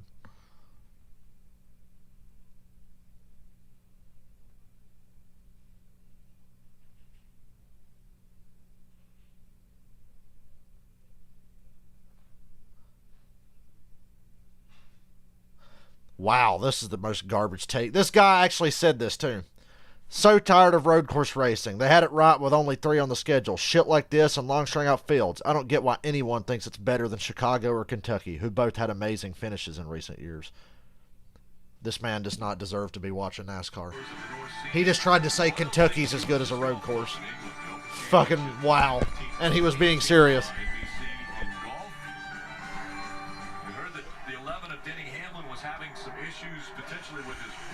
Denny Hamlin having brake fade here. Oh, God. Behind Chase Elliott. Woo! Wow, Denny. Thank you, Denny. Denny did all he could to not run over Chase Elliott and took a trip through the sand. Hey, Hamlin, you're going to need a blanket and suntan lotion because you're never going to get off that beach, just like you're never going to get into the championship, you jackass. Well, Chris, the last 2 Kentucky races had amazing finishes.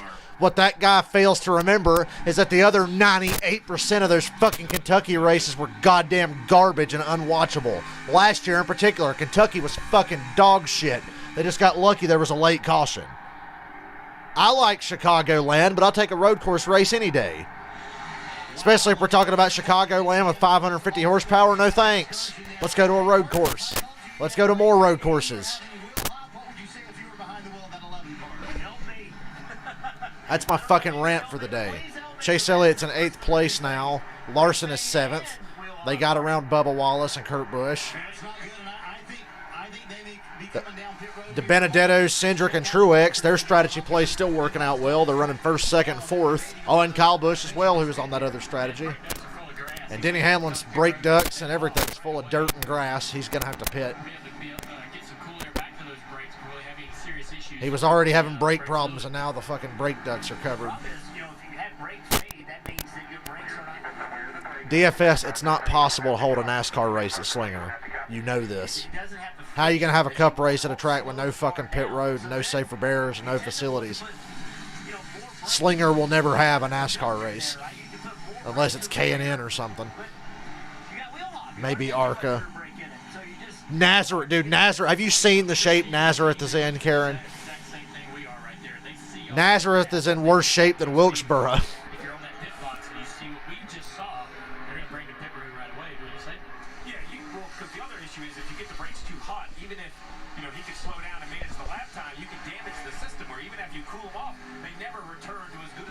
That motherfucker tried to bring up good finishes at Kentucky, but forgot to mention 98% of the rest of both of those races. They were fucking appalling. Chicagoland, you might have a point. Chicago's a good little racetrack. But there's too many other tracks that are very similar to it. I would like to see Texas go away and Chicago get that race.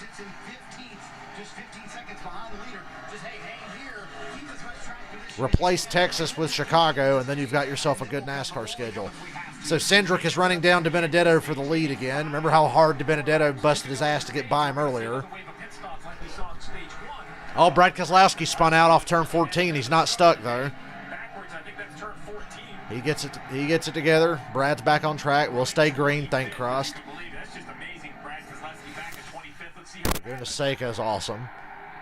Brad drove it in on Michael McDowell. Basically spun himself out from the looks of it. Oh, no, that's turn 1. Okay, so Brad ran into McDowell. Oh, yeah, that wasn't the incident. That was turn Okay. 1 prior to the incident. I'm confused, NBC. But what caused Brad to spin out later in the lap?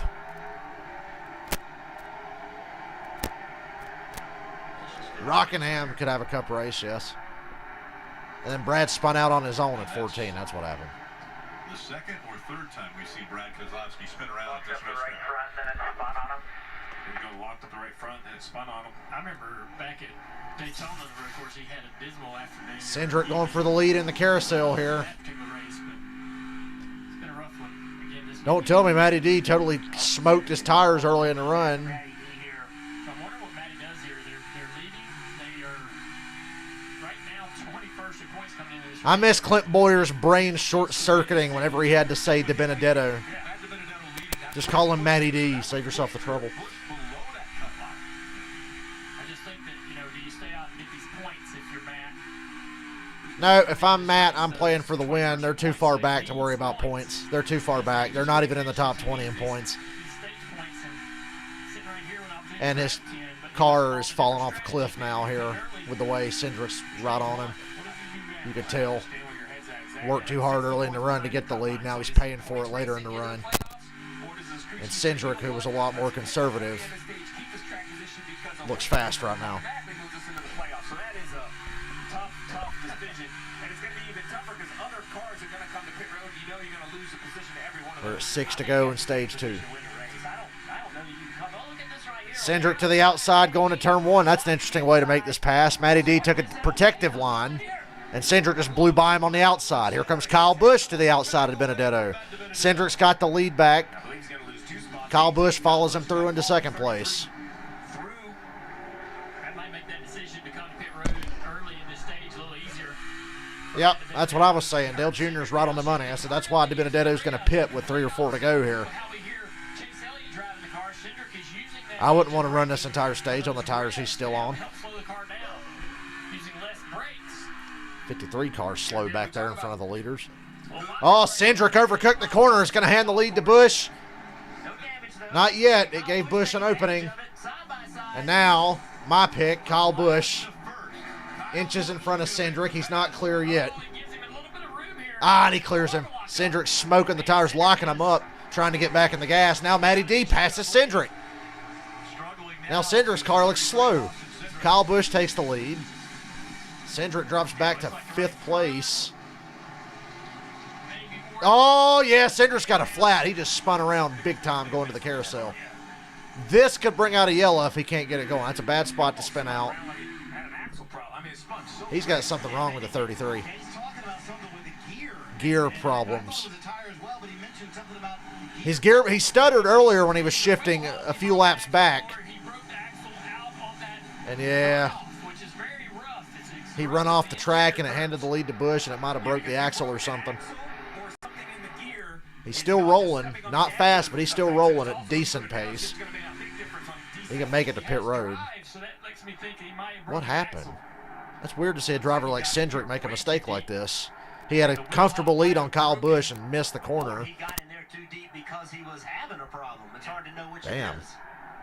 But to your point, What a turn of events. I guess I'm glad I didn't put a bet on the 33 now, Michael. Dodged a bullet there. Tires, so I don't think the axle was broken at that point. you're killing my strategies, Jeff. You're killing my plan here. I don't know. You're right. Let's listen in. A little too hot. The shift wasn't the problem. Cindric just carried too much speed into that corner. Probably killed his whole race now.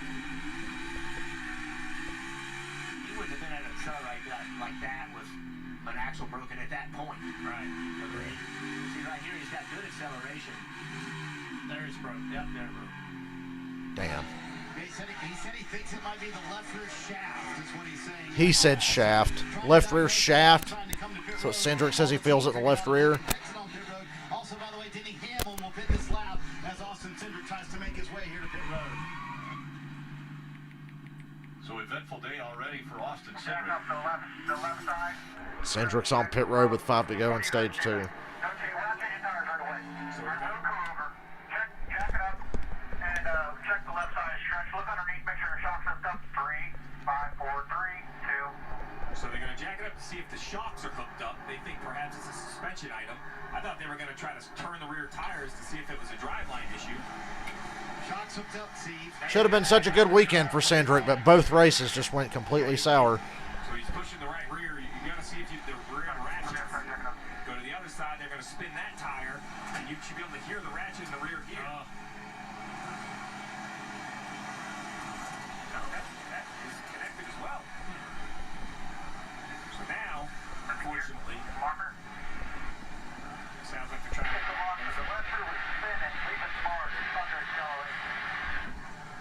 Joey Logano likes shafts in his rear.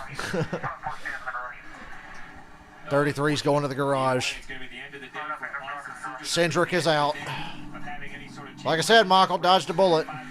That's why I hesitated to pick him the other day. I just figured something was going to happen. But then I started regretting it when I saw how good he looked in practice and qualifying. Meanwhile, my actual pick is leading the race.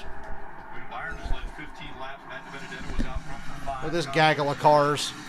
LaJoy, Eric Jones, Austin Dillon, Bill, Briscoe, and Alfredo. Looks like a super speedway race, these guys. Whoa, Corey, look out. Corey tried to come back on the track, 3 wide out of Canada corner, and didn't work out. If he can get it going, there won't be a yellow.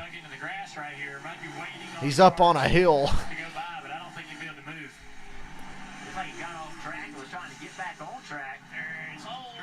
There we go. Corey back on track, and he's taking some dirt with him. God damn. I'd pit this time if I'm up front, because there could be a yellow coming. Now DiBenedetto says he thinks the tire's damaged. No shit, the way you were driving. Told you that. I'm glad they caught that pack of cars back there in the Canada corner. They were all over each other.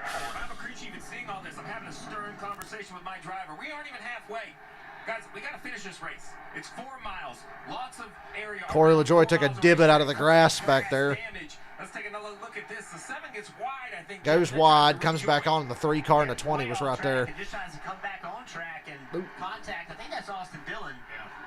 He's like, man, I'm here. That was hard contact between those 2 cars. I know it's damaged the right front of the 7, but you have to wonder what it might have done to the 3.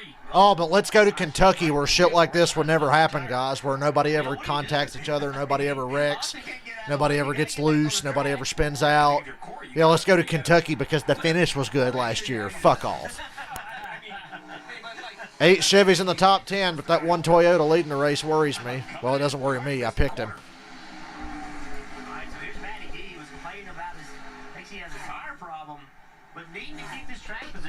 Larson and Elliott side by side behind DiBenedetto. Elliott passing Larson. I'm sure that feels good for Elliott to actually pass Kyle Larson this year. Matty D's coming to pit road. He put the hand out. Chastain dive bombing Larson to 13. Well, Chase Elliott actually passed Kyle Larson.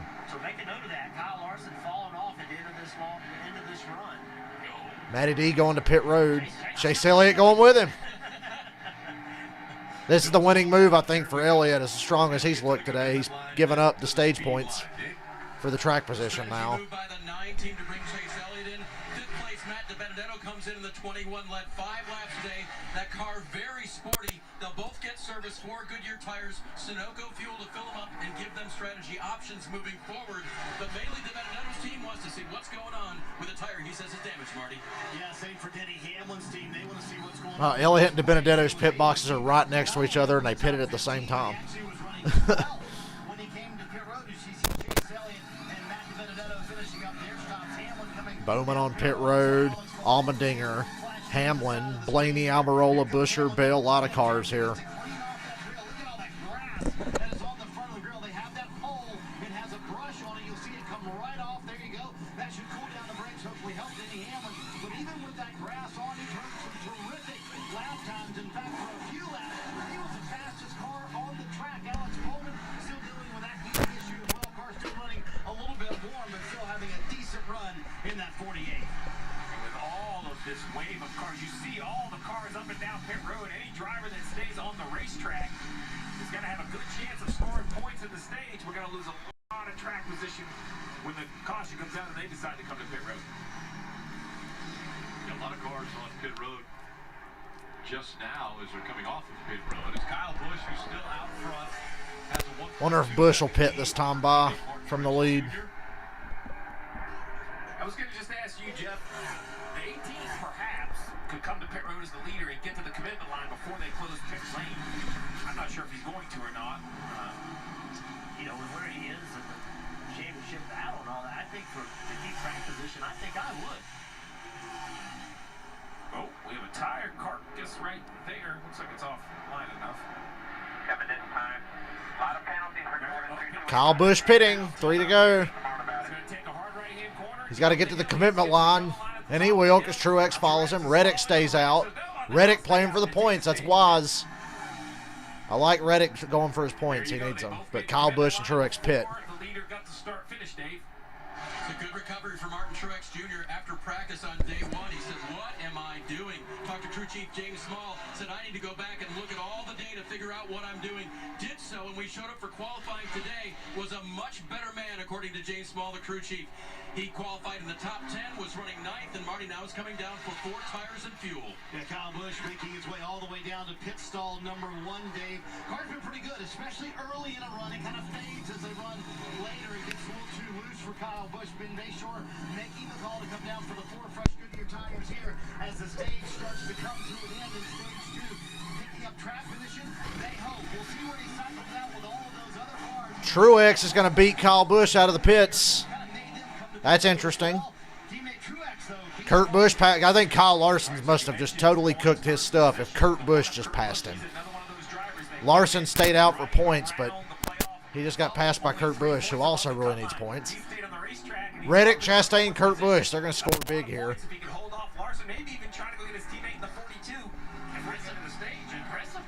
Whoa, Kurt Busch, never mind. He just went straight through the damn grass. Comes back on the track. Grill covered. He didn't really lose much. He dropped back to 5th again. Wow. Right now it's only 1 spot. And they're going to pit and be able to get the grill cleaned off. So he'll be okay to make this amount Oh, God. A lot of guys are getting a lot more brave as this race goes on. One car has. His teammate Chastain is flying as well. Both of them driving by Kyle Larson. Kurt Busch, the Wizard of Sod. Remember that shit on King of the Hill? The Wizard of Sod. But he's, at least suffered some type of damage, so heck of a save, but Kurt. A little bit of mistake about the 1, but we're here in the 19. Too fast entering. Martin Truex Jr., too fast entering. That's how he beat the 18 out of the pits. Truex, too fast entering. A few different drivers today.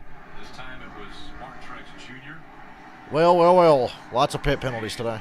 A lot of broken parts and pit penalties. And he was so happy with this race car. Rick radioed into the team.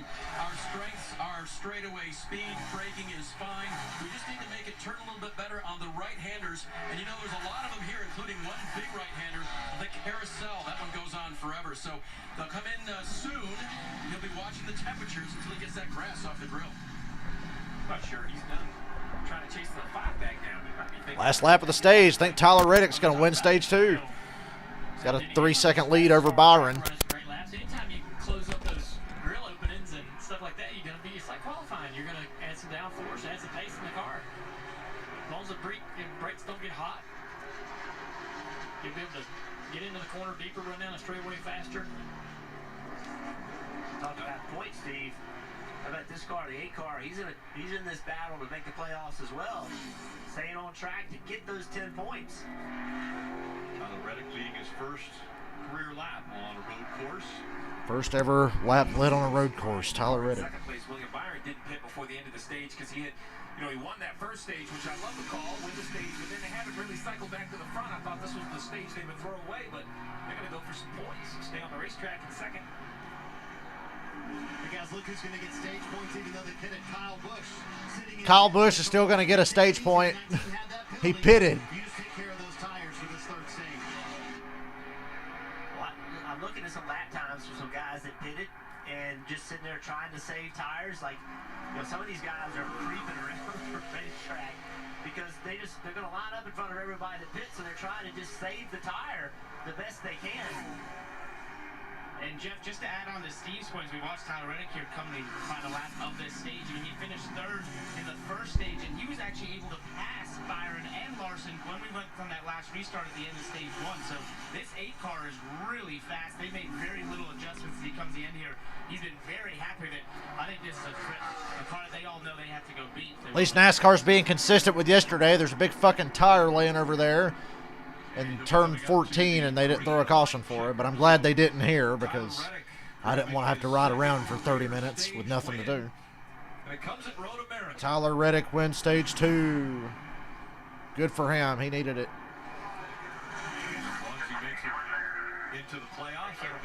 Byron and Larson are going to eat more into Hamlin's point. Well, Hamlin's point lead is gone after today. Would have been gone after last week if the left front of the 5 car held up in the first Pocono race. Great racing both on and off track here at Road America. This time it's Tyler Reddick who gets the win. Stage 2. On and off, get it? Because guys are running off the track. I'll be right back. I'm thirsty.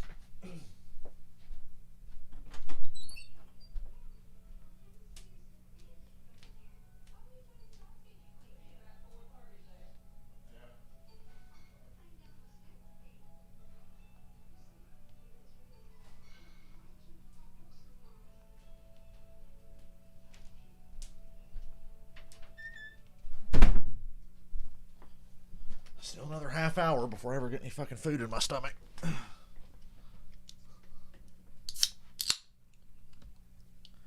This is Dr. Pepper Cherry Zero Sugar. Boy, I really got to stop drinking this shit. I just need to switch to water, but I don't know if I can do that. That's the next big challenge. I thought dropping sugar was tough. That's been fine, but I don't know. Drinking only shit like water, that would kind of suck.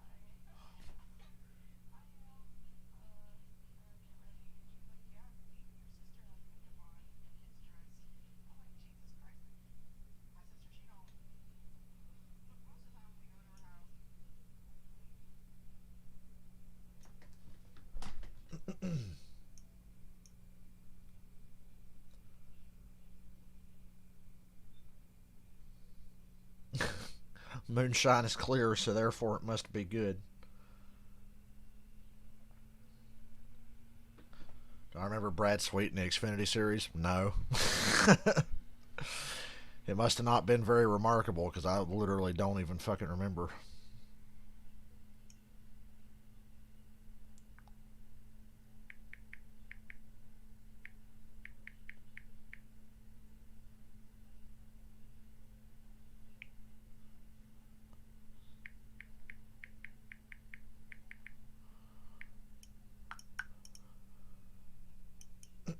God damn it. This fucking phone. Hey, no more silence.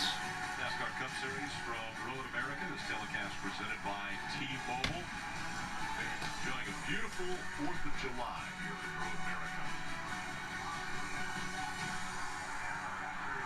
Great shots from up above. And this park area. Aerial coverage brought to you by Geico. DFS will probably get GTA 4 today. A lot of things at Road America, as beautiful as it is, it can abuse Goodyear tires. And when Matt defended A little while after the race. tire would not go another 3 or 4 laps, he was right. This is the chunking that occurred on the left front of the 21. Gee, I can't believe the left front was in such bad shape on the 21. That was really not surprising. And will rejoin in front of a lot of the guys who are going to pit now. I'm willing to wager that damage started with it sliding across the pavement under braking, if that was the left front. Maybe not, but, you know, a little flat spot can look like a blister after running laps. See the 51 of Cody Ware going up there passing the pace car. He'll get the free pass, so he'll go all the way around the racetrack.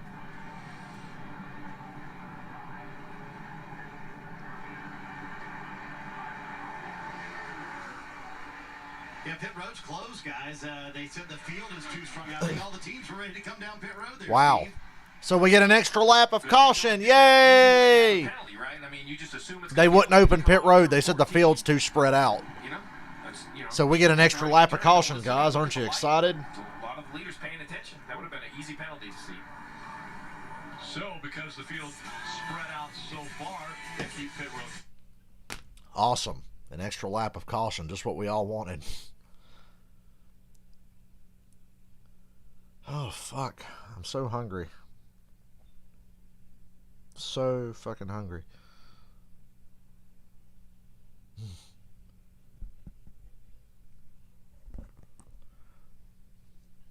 Rick Ware's slick with all them charters.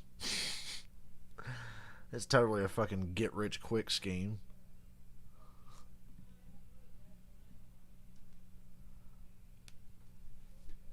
Sometime tonight after the race, there will be GTA 4 stream.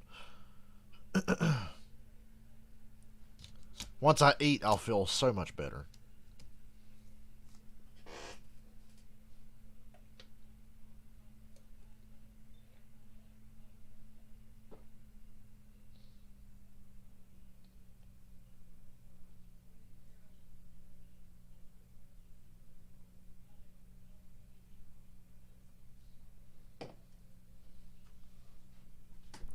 Obviously, Rick Ware can sell his charters. He's leasing one to Trackhouse this year. Then next year, Trackhouse will give that back, but they'll have their 2 charters that they got when they bought Ganassi. So, who knows?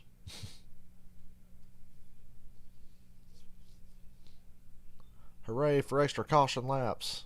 Bubba Wallace got stage points. We shouldn't talk about him.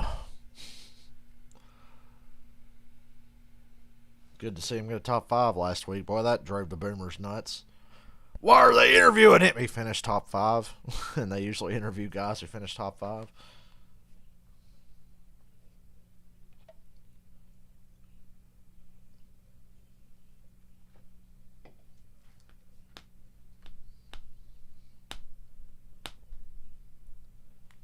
Justin Marks probably played NASCAR 06 Total Team Control as a kid and bought Ganassi in that game. And so I'm going to do this for real one day. Because your credit card of NASCAR. Visit GoCreditOne.com. Coca-Cola. Together. If I didn't totally hate the physics in NASCAR 06, I'd play my career mode in that and buy DEI and keep it alive. Oh, yeah, Spire leased to Trackhouse. My bad. For some reason, I thought it was Rick Ware, but it was Spire that leased to Trackhouse. You are correct. Also impressive, and Cendric interview. Here today, 1 minute battling for the lead, and the next moment, what happened, Austin? Yeah, we seem to have a mechanical issue. Pretty much gave me one-wheel drive, so it's obviously not conducive to stopping, turning, or accelerating. So I think we've identified the issue and probably how to prevent it in the future. It's just it's frustrating, just not only one day but 2 days in a row to have the opportunity to come in really well prepared equipment and obviously have enough speed to win some races. And yeah, I love Road America even if it doesn't love me back. How was it to battle though for the lead with some of the best in the business? No, it's what you dream of. It's why you work really hard. You know, I've been overwhelmed this week trying to figure out, what gear I need to be in each car, and nonetheless, trying to figure out how to contend up front. I left myself low expectations for today. I know, we were fast in qualifying and had a lot of positives, but just trying to keep the brakes on it throughout the day. Felt like we had long run speed, and I think that was going to really pay off for us and give us ourselves a best chance to win the race. But overall, thankful for Pertec for performance, everyone that makes this deal possible, and we got one more race in the 33 car and hope to make the most of it. And Rick, I don't think that's the last we're going to see of Austin Cindric battling for the lead in the Cup Series. Of course, he'll be here full time next year. Yeah, I agree. The young man, so much poise, and obviously unfortunate the way it ended for him, but takes the positives. He got to race against the best, and he was showing them that he could be one of the best. Well, you think about it. He had an opportunity to win the race yesterday. The Xfinity race was fast, got in a late race caution. A wreck wasn't his fault. Don't give NASCAR any ideas. Sponsor space. Ain't nobody giving a fuck about it. I like how they think that that's the cure. We're going to move the numbers back or forwards on the doors to create more space, and you'll still have the same amount of fucking sponsors you have now. Pit road's finally open, this time by, at the halfway point of the race. Kyle Busch will cycle through to the lead when these cars here pit.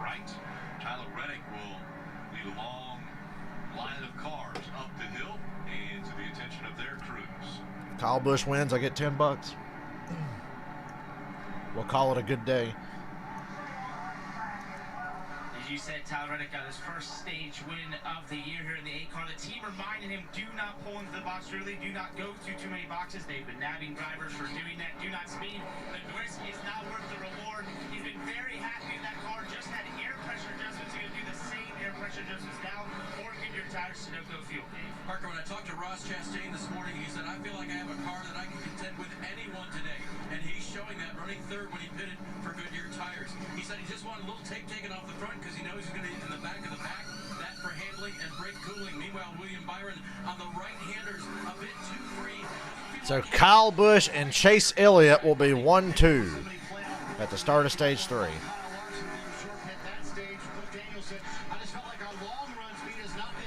Kyle Larson wins the race off pit road of the guys who just pitted. I didn't manage the tires very well. That was Larson saying I got too free at the end of that run, just no overall grip. And the pit crew delivered for them of those who pitted. You see that, Rick? They won the race off pit road. Important for Kyle Larson. He'll have the freshest tires and be back out on the racetrack. You know, Bubba's back bumper said, "Eat my bubbles." Kyle Busch, coming before the caution came out for the end of stage 2, is going to be starting up front. It's been a wild day already, and Steve, you mentioned just moments ago, we haven't even got to halfway of this one, so we're closing in on that. And we'll come. Rick Allen just said we haven't even got to halfway. His math's not too good, is it? We're actually one lap past halfway now, Rick, in case you didn't know. Math is hard. It most certainly is. Math is so hard.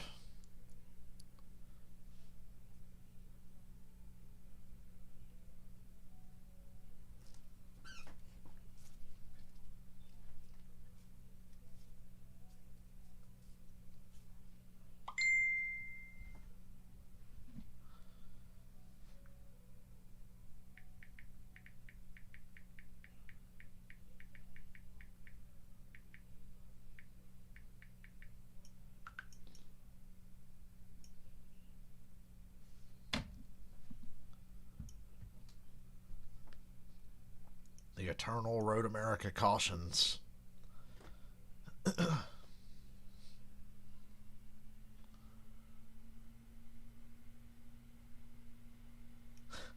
That one earlier was 22 minutes. Like I said, you could have watched an episode of your favorite TV show.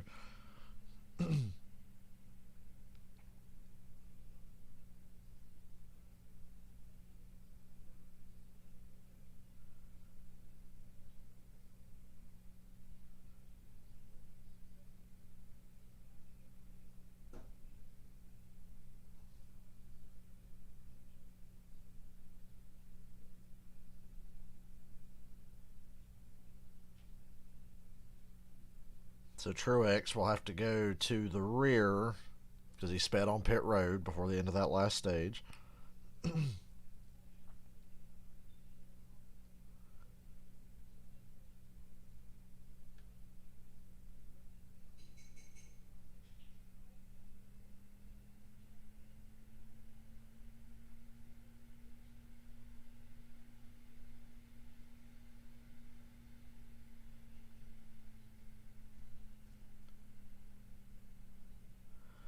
So I'm going to say it again, just because I know it's going to make somebody mad. Bubba Wallace is having a very good day on a road course. Oh, no. He's having a decent run on a road course, and somebody mentioned it.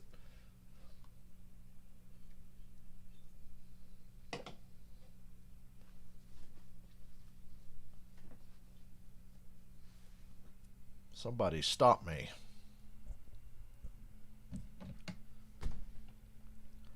Can't wait till 4th of July weekend's over. Fireworks are annoying. Not to me. I just feel bad for the cats. But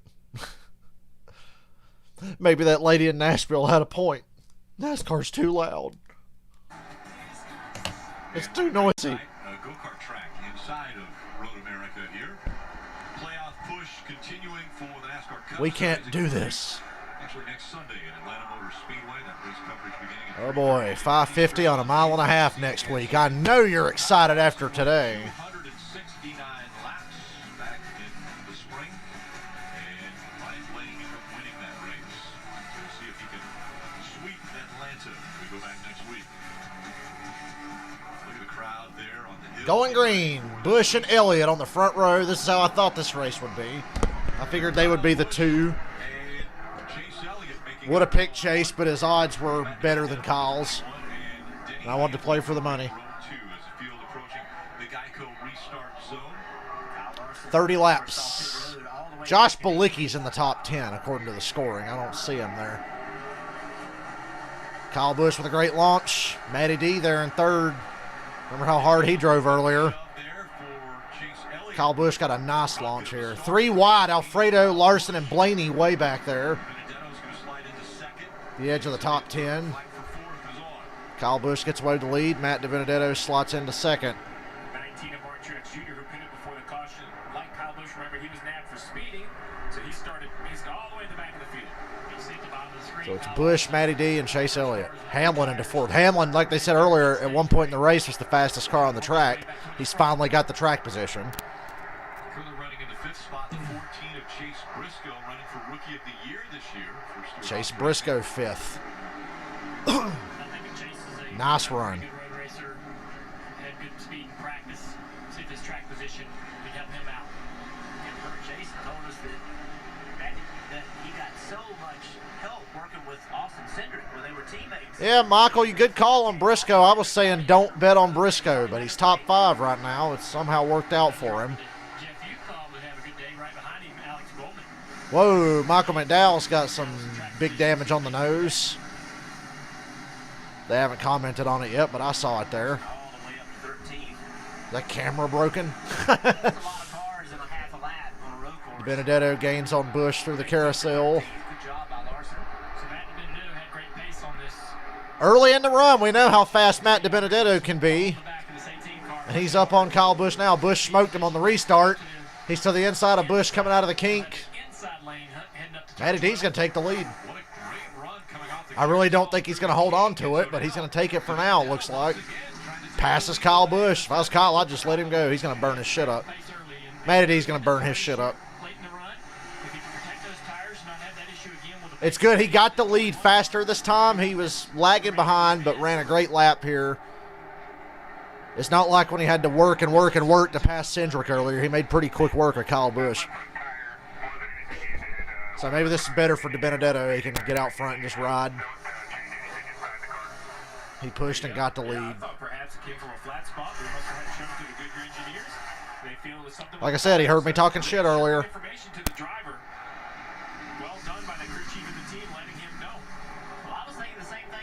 Now he's trying to show off. Don't run quite as hard early in this run, but that communication right there was go get you some. He's got really good pace and comes in here outside the cutoff for That's a big deal. Yeah, remember, Matt DiBenedetto is not even close to the cut line for the playoffs. He is way out. He's like 21st or 22nd in points. Right now stuck on 99 wins for the organization. So if they could get that century mark, if they could get 100 wins, what a huge accomplishment that would be for And it'd be ironic for the 21 to win at a track we haven't raced at since 1956. Get their 100th win.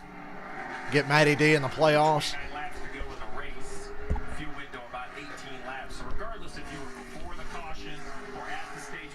I am pitting as soon as I know I can make it to the end. Of course, you had a lot of cautions late and get overtimes, you'd be in trouble. But I like erring on the side of this thing's not going to go past the scheduled distance. I'm sure whatever Matty D does, it'll backfire like it always does. At no fault of his necessarily. Fastest car on the track, though, the 21.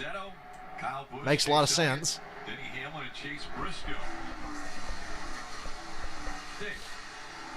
Chase Briscoe in that white number 14 Mustang. Kicking up some dirt back there. Chase told me this morning this is the best. Weird seeing the 14 car back in the top 5 in a cup race. Hell, he's making a move on Hamlin here for 4th. And so he didn't have a good lap in the 14. He said, I've never felt better about a race car here, and I should be good today. He is. It's really the same thing we saw catch Chase Elliott off board. 2 cars in front of Briscoe. Same situation. Never got that clean lap in for qualifying. Remember, he got penalized early in this race for driving too many. Kyle Busch just has to maintain a certain gap with DiBenedetto. Let DiBenedetto get out there and drive hard, run crazy. Stay close enough to take advantage when he inevitably burns his tires out. Great rebound from that team. Staying focused. Top 10's full of those good stories, right? You got the 20 of Christopher Bell back there in 7th. He had damage with the 21 earlier in the race. He's back there behind Alex Bowman. And behind Christopher Bell, you got Chris Buescher and Mike McDowell, Austin Dillon. I mean, so Damage. yeah, oh man. He's got big damage. They just now noticed the big fucking divot in the front end of McDowell's car. Lucky he didn't bust a radiator. That's pretty significant aero-wise, I would imagine, down these long straightaways. It's going to cool.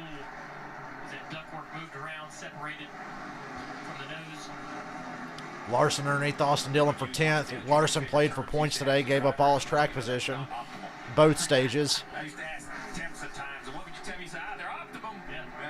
I think I always translated as that is I can't see the gauges right now, but nothing's flashing. I didn't have time to give you the details. Things are good. Things are still good. Hey, it's still a nice top 10 run, though, for Mike McDowell, right? He's hanging in there. When I spoke with that team this morning, guys, they told me that one of the reasons why he'll be much better today is the braking package on that yellow 34.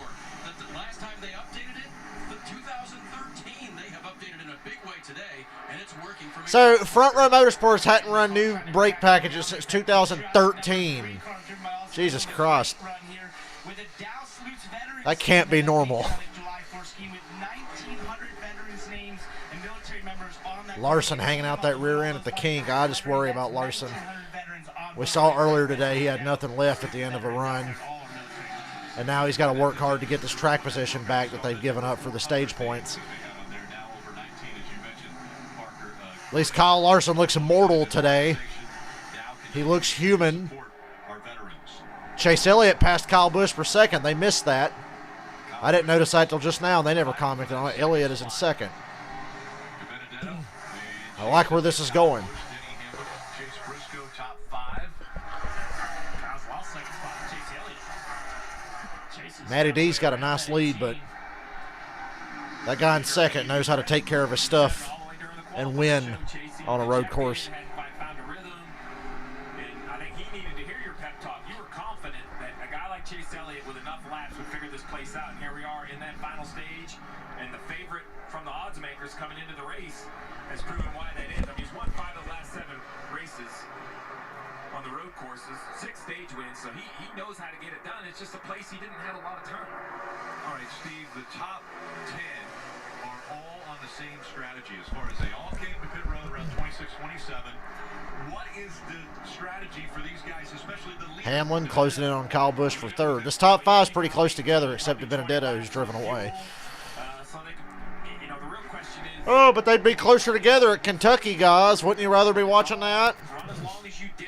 If you want to have fresh tires at the end. What do I say? Rick, you tell me when the caution's coming out. I'll tell you we should pit. Oh, boy. Let's go NASCAR. Matty D, Chase Elliott, Kyle Busch, Hamlin, Briscoe, top 5. One moment.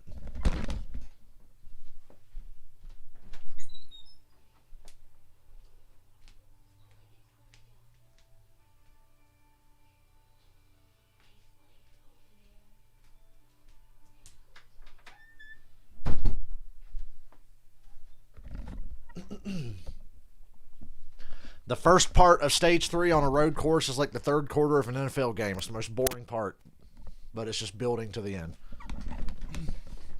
Seriously, how come the third quarter of every NFL game is the most boring quarter usually?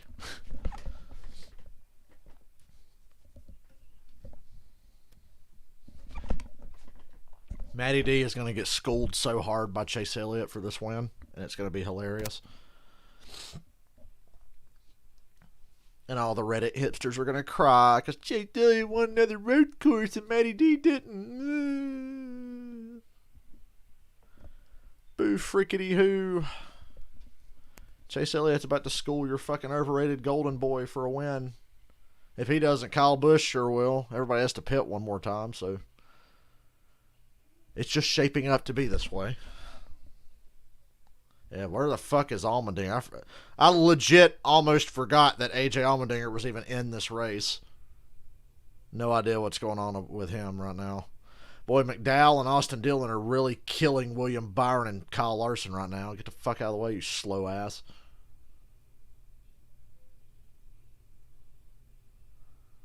Byron and Larson get by Dillon. Now they're looking to get by McDowell. Bringing Logano with them. Good to see Joey's not been a factor.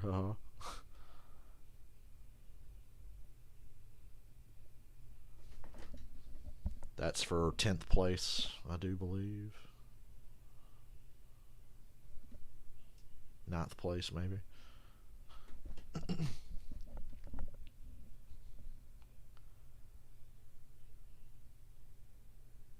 It's a big stack up of cars here behind McDowell's slow ass with that fucking big dent in the front of his car.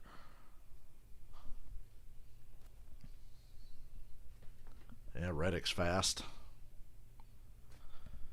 Boy, Reddick and Matty D could win this race if they just knew how to take care of their shit.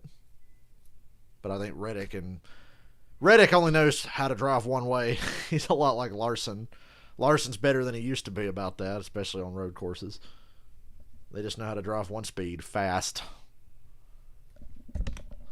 But like Chase Elliott said, there's speed and rhythm. I think Elliott's found his rhythm because he's closing in on Matty D here. Right on him at Canada Corner. It's okay. If Chase Elliott's going to lead, he'll get fucked by a late caution.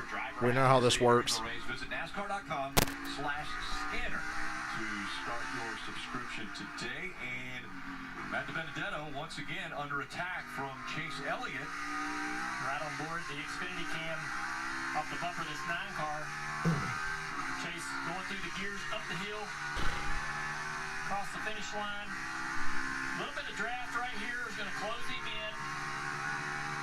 Going to look the inside here, put the pressure on. Well, look at that. Elliott from like 4 car lengths back into turn 1 got side by side with DiBenedetto and easily takes the lead. There you go, Chase. That's going to allow him to take the position. It's time to get fucking serious. Chase Elliott just took the lead on a road course. You don't want none of this. Chase Elliott in the lead on a road course. Unless you want to throw a caution because you think it might rain. That's about the only way you can stop him.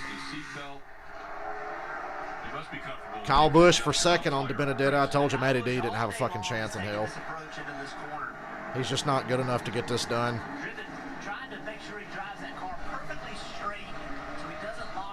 Kyle Busch turned up the heat. He didn't want to see that 9 car get out front and take off. I'm sure he was not worried at all about the 21, but you can't let the 9 car get out there and gap you that big.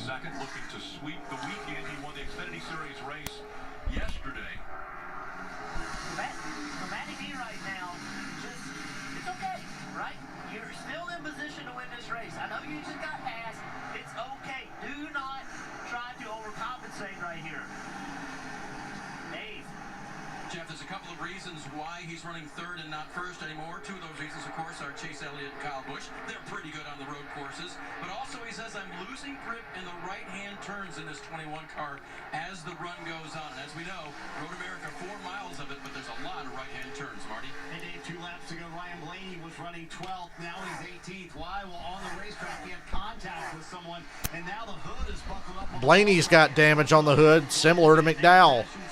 He went from 12th to 18th in the last lap.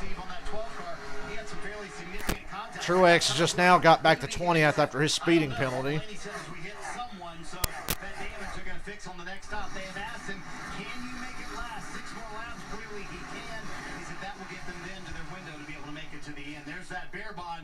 Bear Bond. The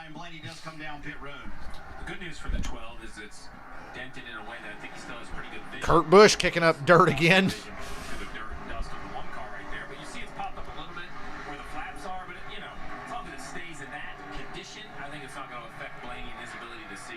Like the car he was under.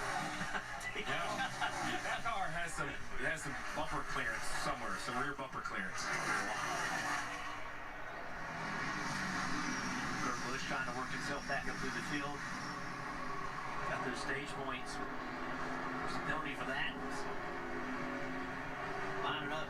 Just work himself back up to 16th. 24 laps to go. I mean, you said it, Jeff. Just remain calm. Just waiting now.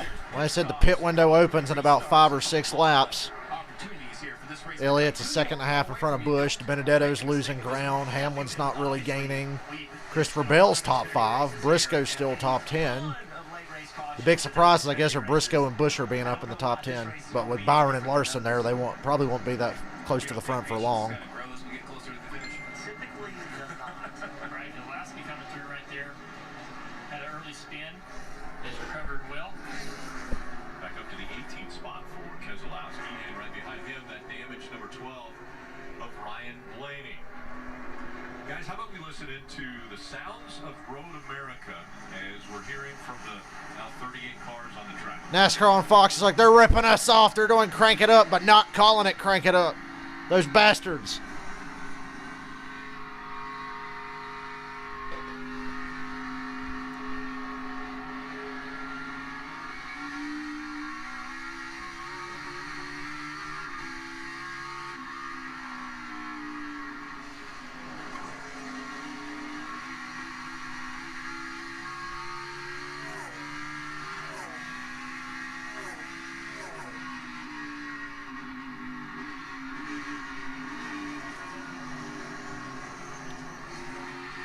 Yep, those are Joe Logano's feet, all right. Big, goofy-looking motherfucker.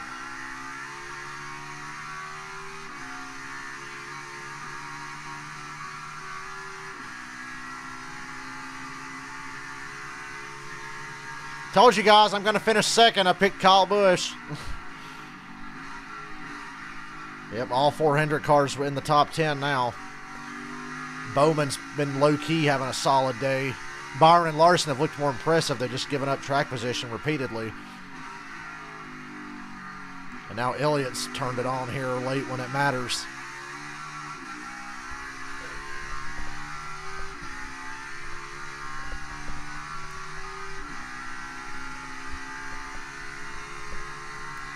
Yeah, they put the road courses on the schedule to help Chase. Maybe everybody else should get good at them like he is. I'm just go ahead and making fun of everybody's going to be whining on Reddit, Facebook, everywhere else when Chase wins this. Just like they cried like little twats after Coda. Oh, I can't believe the best road course racer in the series won again on a road course. It's rigged. It's rigged.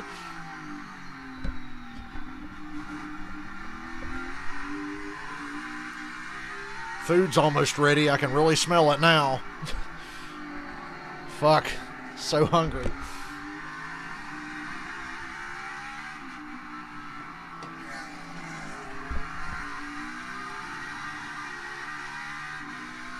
Yeah, listen to that. That's a lot of car noises there. It's amazing to be able to ride along with these drivers and watch them. Chase Elliott stretched it out on Kyle Busch. The lead's over 2 seconds now. I don't think this race goes green all the way, but if it did, I'm not going to complain. as of now. Be able to have these cameras and get this type of But I'll remember if they throw a caution for something on the racetrack, how they didn't yesterday and didn't earlier today. Thank you very much. I'll be the first to point out that bullshit. Well, it's time to once again take a look at what lap you're on. Lap 40. $444 for Busch Light on July 4th. From Busch Hold on. Tweet I'll be right back, guys. Busch Light Apple and hashtag sweepstakes whenever Harvick's number 4 car is driving a lap with the number 4 in it. And you can win. You got 10 of them right here.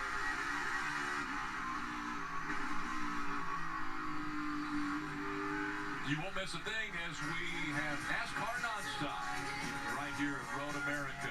Chase Elliott's out front.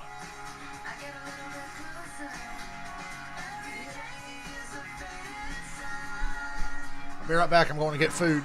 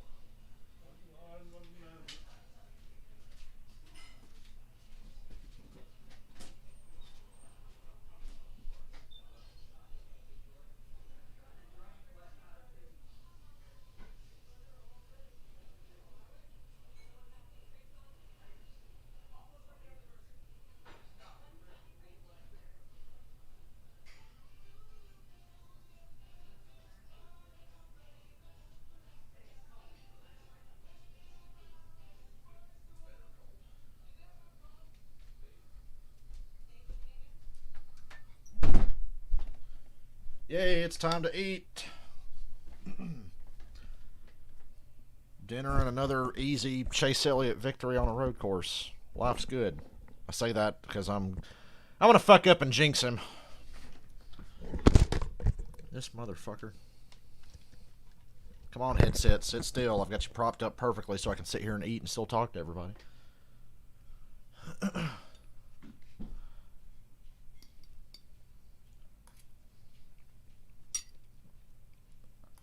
My God, I was hungry.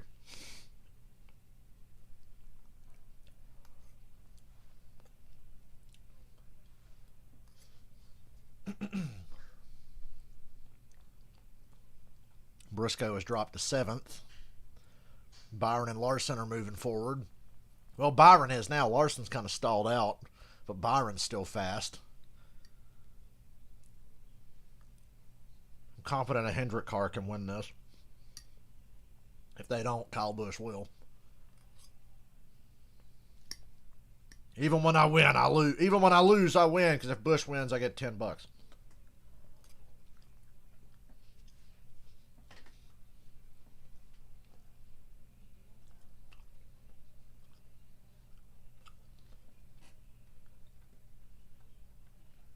Allmendinger running back there in 25th with his old rod.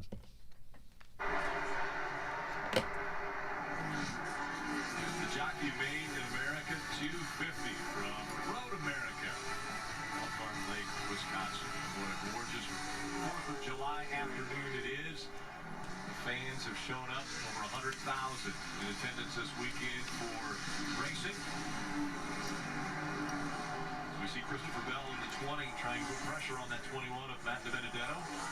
So, Rick, I know this might seem silly, but I drove around the golf cart or the track in a golf cart trying to figure if I was a fan, where would I park my camper, Junior? What part of this track would be the place that I want to see this race from? And it's hard to beat this combination here, you know, through the carousel and down this backstretch area. I was wondering if you figured out a place, because I did the same thing. I rode around here all weekend, and I kept going, that's a nice little place in the shade. Yeah, shade was high on my list. So I watched the Trans Am race from that. Here we get to Christopher Bell making a run on Matty D. Cleary.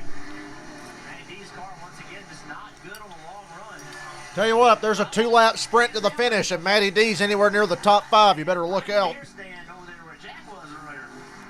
Other than that, You don't have anything to worry about. Yeah, and beverages, food. Big time. I have a feeling Denny Hamlin and his team are not talking about the best place to watch a race from. Let's hear what they're talking about. All right, Father, if you guys see something that'll turn into a caution, you get up here, Lambert. You'll have to make that call, so you guys start keeping your eyes peeled. If you see anything that looks like would be a full course, you would come. That is basically so. Let's go. Pit window's just about open. Stages. The key to every They were telling Hamlin spotters, if you see anything that looks even remotely like a full course yellow, tell us and we'll bring him in. stage breaks. So this last pit stop, or what could be your last pit stop in perfect timing, Rick, would be if Denny Hamlin sees somebody go off turn 12 in the gravel and can get to pit road before the caution comes out. Remember, we saw the 78 in the gravel earlier, and it took, what, maybe 20 seconds for NASCAR to determine, hey, can he get unstuck or can he not? So that was a good communication from the crew chief to all of the spotters around the racetrack. I'm giving you the green light, and there it is. So now this right here. Anthony Alfredo just spun out, and he's stuck in the sand. He's not moving. That's going to be a yellow. This has been your weekly Anthony Alfredo accident. Felt like the left rear went down. If he blew a tire, he'll be stuck. He won't get out of that sand. And on pit road. And Ryan Blaney's on pit road, and the caution's not out yet. Now the caution's out. But the caution is now out. That's going to be a massive advantage for this 12 car who can make They're fixing the damage on Blaney. He was the only car on pit road. Hello. Eric Amarola pitted too. Wow. What a bit of good fortune for the 12, and unfortunately for Anthony. You talk about a good break for Almirola, who needs it. Cash machine. You see the debris. He said he thought he blew a tire unless he wheel hopped. I think his analysis was dead on. The left rear is flat. Anthony Alfredo, nothing to do but ride along. Oh, you see some brake rotor coming off there. I think he exploded a brake rotor in the braking zone of turn 1. I swear, guys that wreck a lot seem to have everything else bad happen to them to make them wreck even more often, because he wrecks a lot on his own, but that was a parts failure. So they'll hook on to the 38 and pull him out of. Now I can peacefully eat my meal during this 35-minute caution. Coming out ideal for the 12 of Ryan Blaney. He was already on pit road. And Blaney and Almirola, they're on pit road. Caution came out. They said take a little bit more time and get it right. And he's still sitting there. I mean, it takes that long for the field to get behind the pace car and caught up. Great race management by Todd Gordon, understanding how big this track is. Todd Gordon announced this week that he will be hanging up the crew chief. Doesn't take a genius to see that Road America is really big.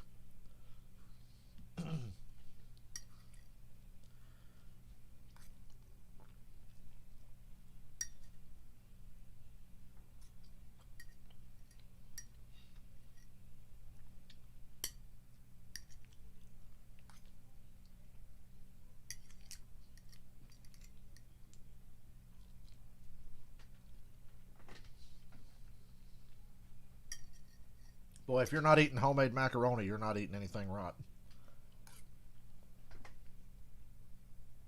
If you eat your macaroni any other way, you're doing it wrong.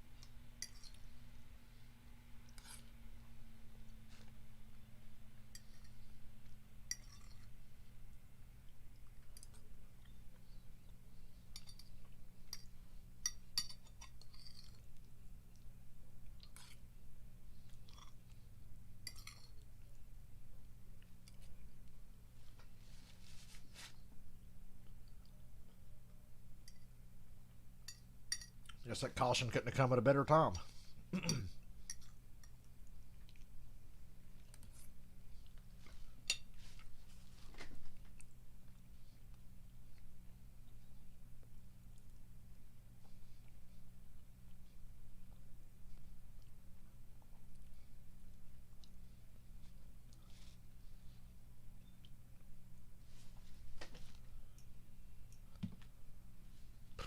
Football is gay. What kind of commercial is this? No. It's that NFL commercial where it says football is gay, football is this, football is that. Football can be gay. So much testosterone, it goes all the way around from being manly to somewhat homoerotic. Did I just ruin football for you guys?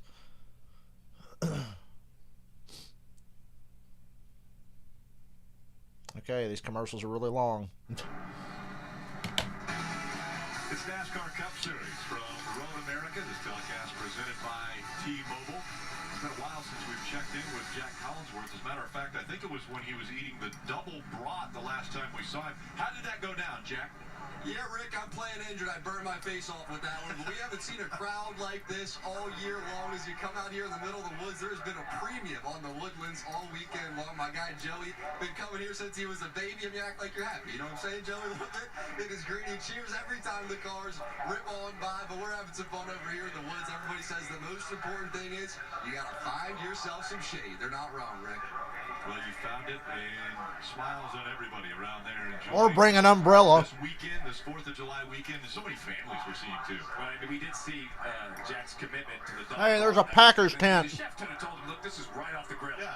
Give yourself a little Getting bit of nervous space. about losing Rodgers yet? The place is so big, so vast, you almost lose touch with how many people are here because they are everywhere. Every nook and cranny, anywhere, to his point, to Jack's point, anywhere there's shade, there's a campsite or a tent or a campground, and it's racing country for sure because you walk around there and you get every T-shirt, is every driver's represented. It's a fun crowd. Yeah, and they're getting a great show. I mean, this has been incredible. Obviously, the equipment is trying to keep up with the abilities of these drivers, and we're seeing a lot of, either brake failure. We saw a rear end problem for the 33 team. So I want the race to be safe. I'm not wishing bad luck on everyone, but I will say I love the fact it's a little old school. Remember, the early years of NASCAR, part of your job as a driver was to get your equipment to the finish line, and I believe these drivers have been kind of retaught in the last few years to just go as hard as you can because these cars will hold together. Not on this 4-mile road course. There's too many opportunities for mistakes by the driver and mechanical failures. So while it is exciting and a little out of the ordinary, I'm enjoying the task at hand for the drivers. Good point, Steve Junior, Letarte. you guys surprised by what we're seeing out of the Cup Series here at Road America? I'm glad Steve's not wishing bad luck on everyone in the race. That's pretty nice of him to do. We saw some of the guys we expect to win this race or try to win this race. Chase Elliott, who's dominated road courses for a while. No, those guys are toward the front, right? But be right back. Going to get more food. Early in the race, Chastain, Kurt Busch, Reddick, Larson, they're not really driving back through the field since stage 3 started. Are they going to be able to finally get back toward the front and be a part of this race at the end? A lot of talk about the drivers, but I want to talk about the pit crews. So we got a big pit stop coming up right here. This can determine a race. Now's an opportunity for pit crews to have that stop of the day. Give your driver a chance to win this thing. Here we come to Dave on pit road. Two strategies merging into one here, Jeff, toward the end of the race. With 18 to go now, a couple more caution laps. They will have enough fuel to get to the end. Overtime notwithstanding. It'll be 4 tires and fuel for Chase Elliott. He's asked for no changes on this 9 car. So the winner of 5 of the last 7 on the road course is in good shape, Marty. Penny Hamlin pits from running third. Dave, a nice run for them. Loose in the right-handers, tight in the left-handers. He needs more forward bite. Kyle Busch animated on the radio saying, I'm getting my butt kicked out here, meaning the 9 car was doing all he could to stay out front. He said the engine is also, quote, not crisp when I'm at park throttle. He said I need better drive off. That's the biggest handling issue. Kyle Busch will win the race off the pit road from those who did it, but you saw the cars that stayed out. Busch gains that 1 spot, Rick. Yeah, so his crew did the job on pit road. We see the 11 also making up a spot. Chase Elliott lost a couple. Kyle Larson gained 5. So losses off of pit road. We'll see how it all shakes out. They'll line back up for the restart when we come back.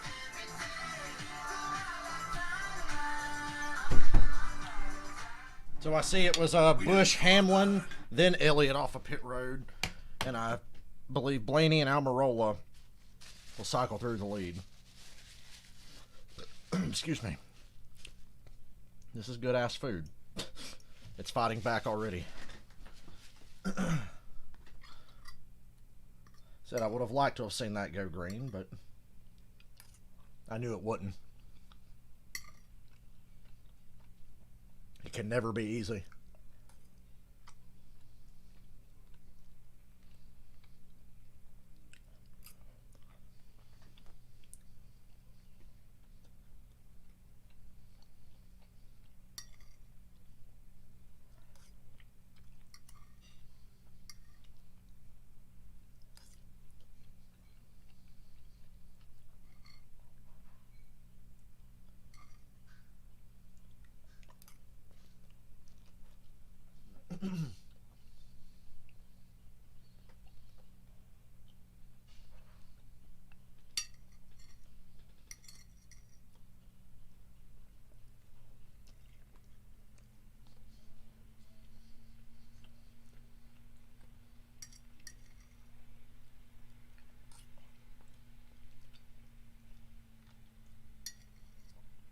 9 team really let him down there. He can get it back.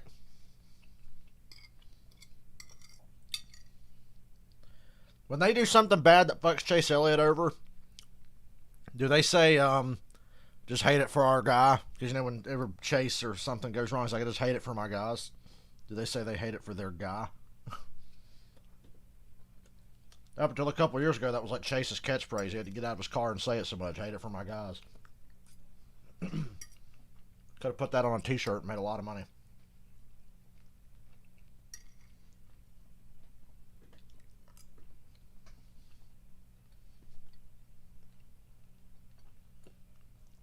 There's a New Hampshire commercial, Michael. I feel like when I talk to you, Michael, I'm like Kid on Knight Rider. I'm like, there's the commercial, Michael. 27 years old, made a Knight Rider reference.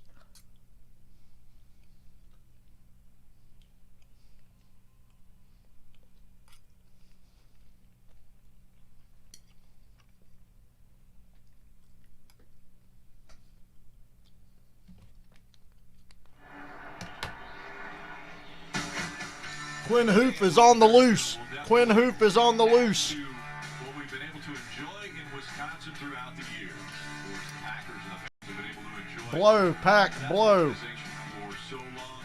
So many great things coming out of the state of Wisconsin. Show that 2016 NFC Championship game again. That was a good day. The NASCAR Cup Series visiting here for the first time in 65 years, and the fans have definitely come out strong. Listen in to Kyle Larson Radio. Blaney, Almirola, Hamlin, Busch, Larson, and Elliott. Those guys were trying to hustle their cars pretty hard, and they just kind of made mistakes. And, you know, Chase, he was very patient and calculated and just set him up. We've heard that from Cliff Daniels before. He's very aware of everybody around him, and so there he wanted to know how to Chase get by those guys. That was some low-key advice, I think. Take it easy on these tires. Parker. Guys, as we look at Eric Almirola, who got in just before that caution, like Blaney, he had 2 reasons why it was really lucky. One, it gave him the lead, and the second, his left front tire was blistering, just like the 21s coming apart. Now the leader. Great fortune for him. Almirola, Blaney, Busch, Hamlin. Didn't expect to see this close to the end of the race. Everybody can make it from here. Stack up further back. Briscoe throws a block on Reddick. Way further back. Kyle Busch going 3 wide for the lead with Blaney and Almirola. He can't get there. Almirola runs Blaney wide. Hamlin goes wide, opens the door for Elliott. That's bad news. You don't want that. Now Kyle Busch to the inside. Elliott just passed Hamlin and Blaney going to turn 2. Elliott under brake and just blew by Hamlin and Blaney. Kyle Busch gets the lead. Elliott's following him through to second. Gets by Almirola. Now go get that 18. You got this. Thought Elliott was going to get hooked by Hamlin back there, or hook himself is what it looked like, but he made it through. Elliott. Wow, look at how much he gained on Kyle Busch coming out of that corner.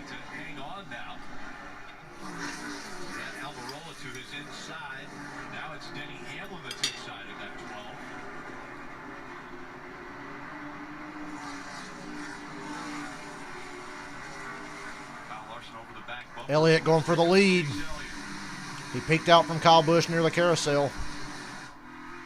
Center of the corner under braking. Same thing every damn time we're at a road course with Elliott. Really well. A lot of front grip. There's a good look underneath the 18 for you. See what the track car is doing on that. Elliott moves Kyle Busch up out of the carousel. See you later. Into the kink. Chase Elliott takes the lead. Say goodbye, everybody.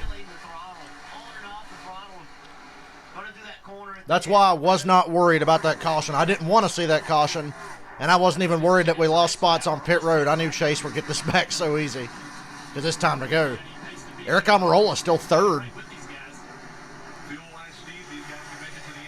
Yeah, I think they're going to make it to the end. Overtime would probably be a little questionable. Blaney and Almirola pitted under green, so that tells me that was just inside their window. The leaders in 9 and 18 were 2 laps later, so I think you just lose so much rear grip later in a run. Your fuel mileage gets better because you just can't step on the gas. Jr., but Almirola sitting right there now has somebody to chase, somebody to kind of pace off of. Break when they break, accelerate when they accelerate.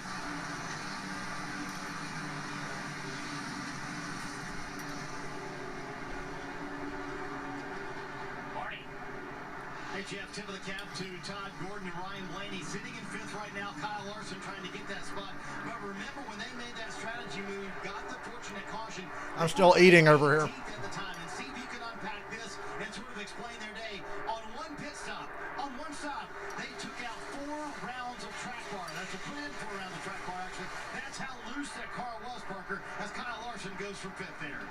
That's a great pass by Kyle Larson, but just ahead of them there, as Jeff was alluding to, Eric Almirola getting to see what these leaders are doing. I was talking to him. Tyler Reddick misses the corner. He told me, the toughest part for him on road courses is that he only wants to brake about 80%. He said, I just get scared smashing that brake pedal like you have to. And maybe sometimes when I'm falling, I can get stuck to doing that, and I find a little bit speed. But when I'm by myself, I regress to just doing about that 80%. He came into this day, he said, I'd be happy if we get out of here with a top 15.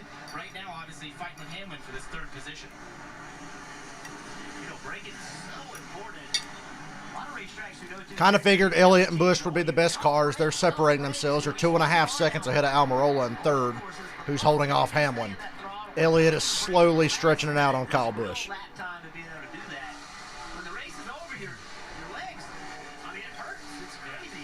Long run, Elliott's got it in the bag. Short run, you definitely got to give Kyle Busch a chance.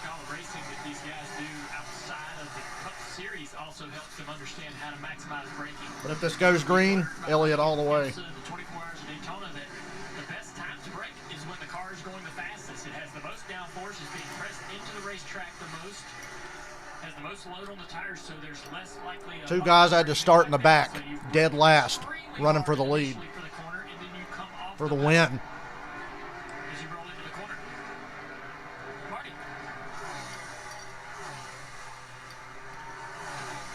Hey, you guys talked earlier and how we played the radio from Cliff Daniels to Kyle Larson. I think that you're right. It was a subtle hit.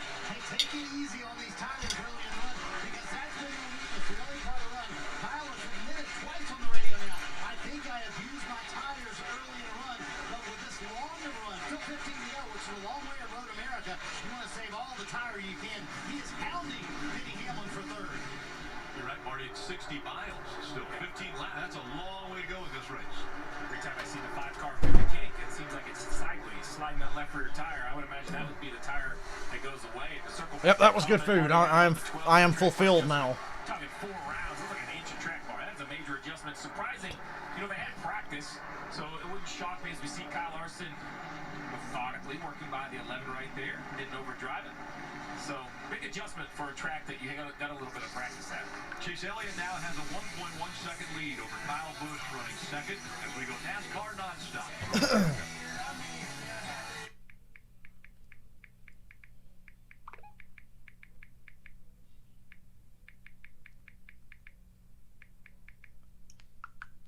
I am full and I never want to eat again.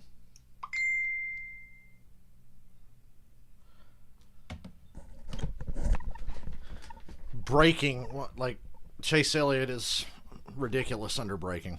It's the one consistent thing. Doesn't matter what track they're at. Hendrick's obviously got great road course cars. It's been that way for a good 4 years now. Combine that with Chase's ridiculous talent level, living up to his potential. And yeah, Kyle Larson just passed Denny Hamlin for 3rd.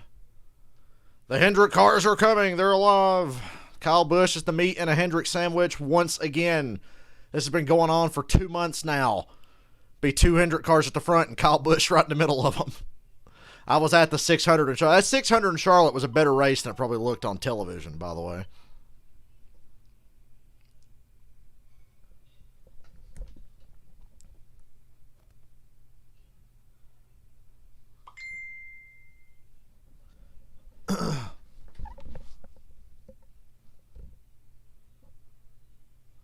Still want to know the story. They haven't really talked about why Allmendinger's running 24th.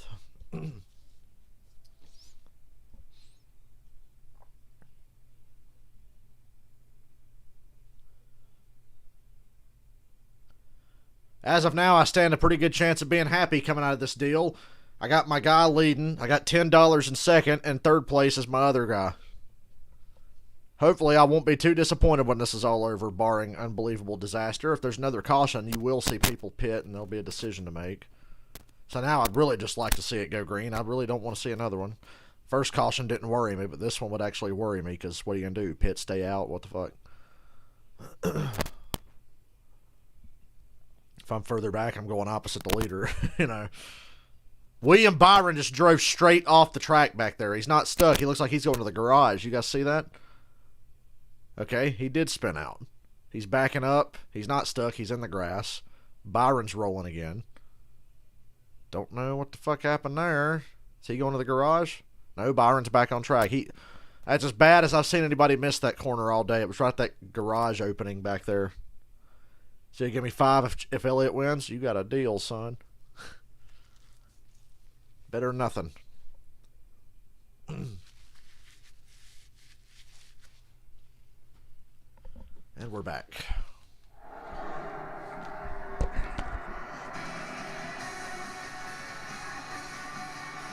From Dawsonville, Georgia, David leads this race. Next week, we go to Atlanta. One of my favorite tracks on the circuit, the Xfinity Series race on Saturday. Sunday, the Cup race.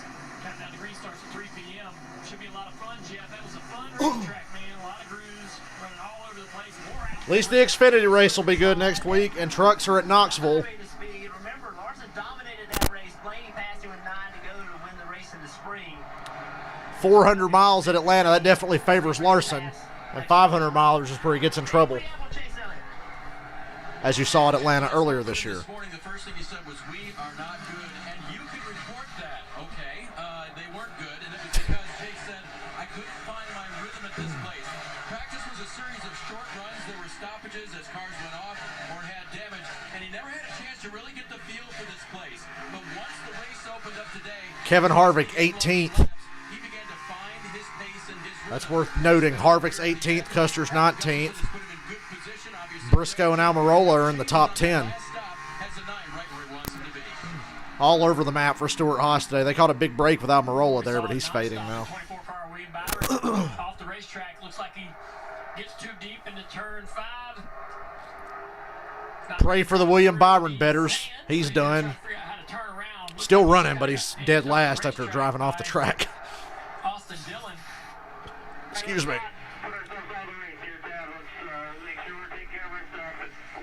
He already has put himself out of the race. Rudy. Wait for a yellow, regroup, don't do anything crazy, don't make any more mistakes that are going to compound the problems.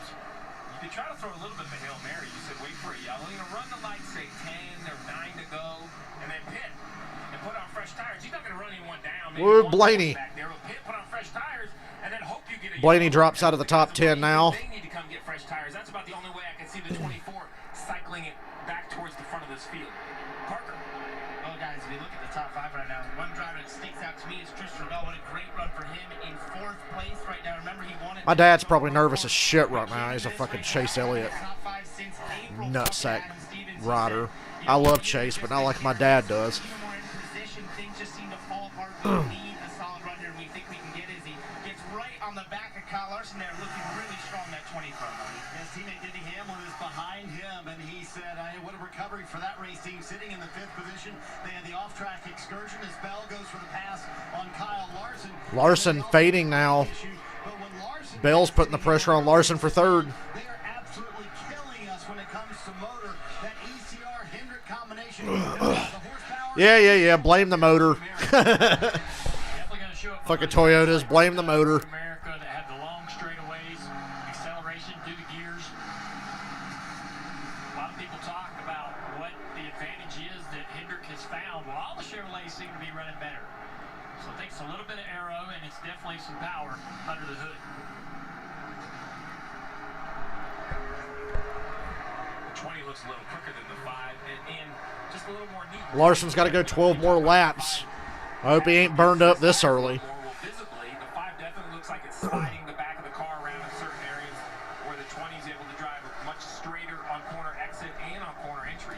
Hold on a second. Sometimes you think that's driver style, but in many cases It's just the grip in the car. Some setups, some cars make more grip than the others. And if you want to try to keep up with them, you have to push the car really hard, and that forces it to slide around, and that's what kills tires. At the bottom of the screen. Turn 6, saw the 48. Bowman, there you see him back there. 48 have a moment. Hasn't really been up front all day long. Haven't talked about him much, but he's just been methodical, taking care of that car. Closing in on these guys. What were Bowman's odds coming into this, Michael? He's about to crack the top 5 here. He's closing in on Hamlin and Larson and Bill. It's been fine. I said, how's the handling? Then he goes, that's been okay. Actually, that last run, Alex, the tightest he had been all day long. So he made a pretty big swing here, trying to free him up. This would be his 5th straight top 10 at a road course. Kind of an under-the-radar road course racer, and Alex Bowman getting it done when it comes to Hendrick Road Course program, I'm telling you. Yes, Chase is a beast.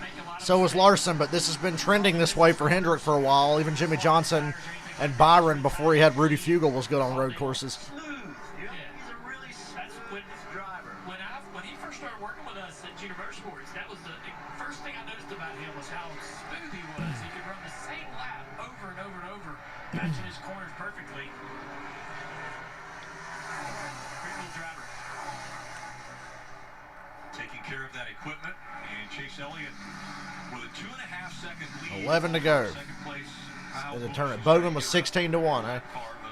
Tilly right now.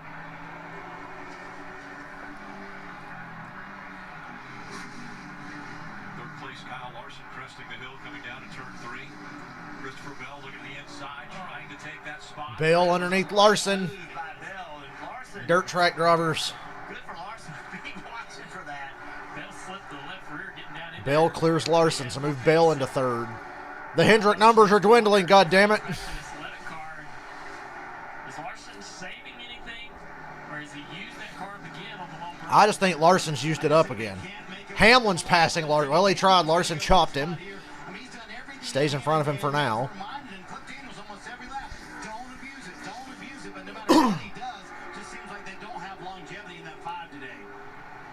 That's frustrating when nothing you do as far as the driver helps save the car or make the car better on the end of the run.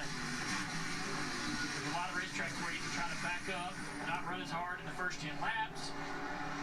Nothing seems to be able to affect this 5 car for Kyle. I know he's probably in there making those adjustments. The best thing to save tires is the brake setup. Yeah. It's hard to overcome it. Good point. Denny Hamlin up to 4th now. So it's Chase Elliott, Kyle Busch, Christopher Bell, Denny Hamlin, Kyle Larson, top 5. Alex Bowman, mentioned him moments ago in 6th. Kurt Busch into 7th. Chase Briscoe, the highest running rookie of the year contender, is 8th. Ariana Will in 9th, and DiBenedetto in 10th. Larson was the king, or Denny Hamlin didn't. I'm not sure which, but I think Denny did. I will be surprised if Kyle Larson's still running top 10 at the end of this race, if it stays green. He's got Hamlin and Bowman on him now. And then behind them, Kurt Busch. And Kurt Busch is coming. Kurt Busch, what a comeback for him. There's Kurt in that 7th position, trying to close the gap. Elliott, Busch, Bell, Larson, Hamlin with 10 laps to go. Road America doing NASCAR nonstop. Sunday drive.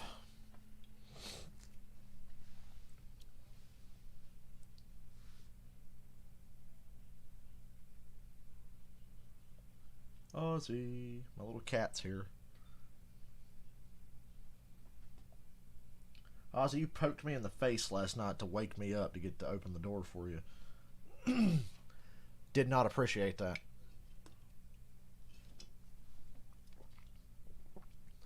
Damn.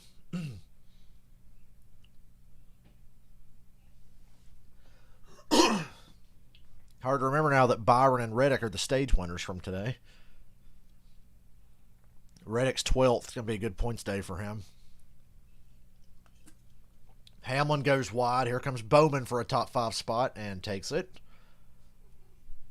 3 Hendrick cars in the top 5, but the 5 cars hanging on for dear life to stay there.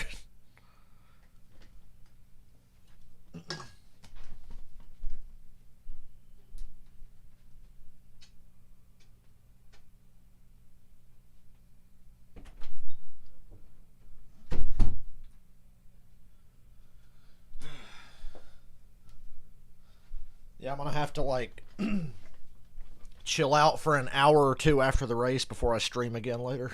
Let this food settle.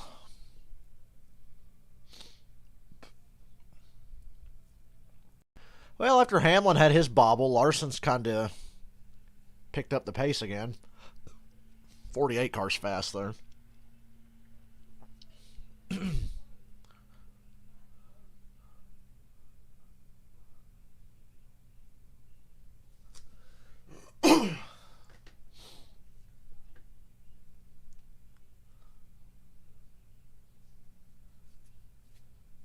Just stay green. Just stay green.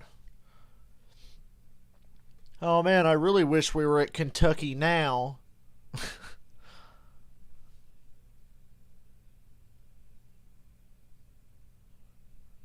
9 laps to go. Unfortunately, the race is back on NBCSN next week, so I'll be back to watch it on the app, about 35 to 45 seconds behind the rest of the world. But that's okay.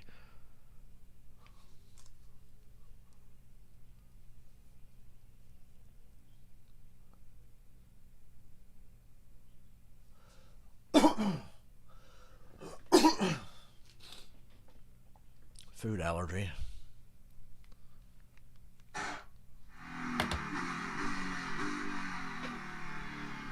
NASCAR Cup Series back at Road America. This telecast presented by T-Mobile. Once again, let's listen in on the sounds of Road America from inside the cars.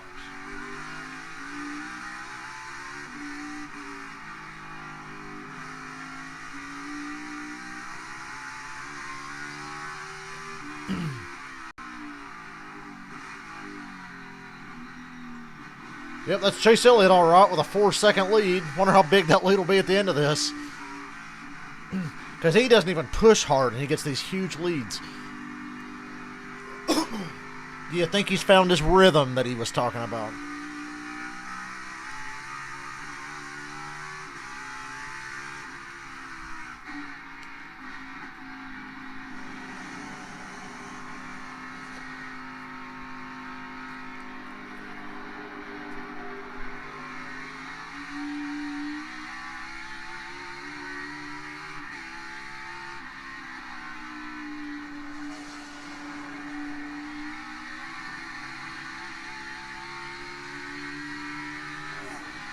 What's up with Penske lately? When is the last time Penske was really a factor in a cup race? I can't even remember now. Outside of Cindric's good runs on these road courses. Talladega, you know, Brad won Talladega, but that's Talladega. We know how that is. It's just been the Hendrick show guest starring Kyle Busch lately.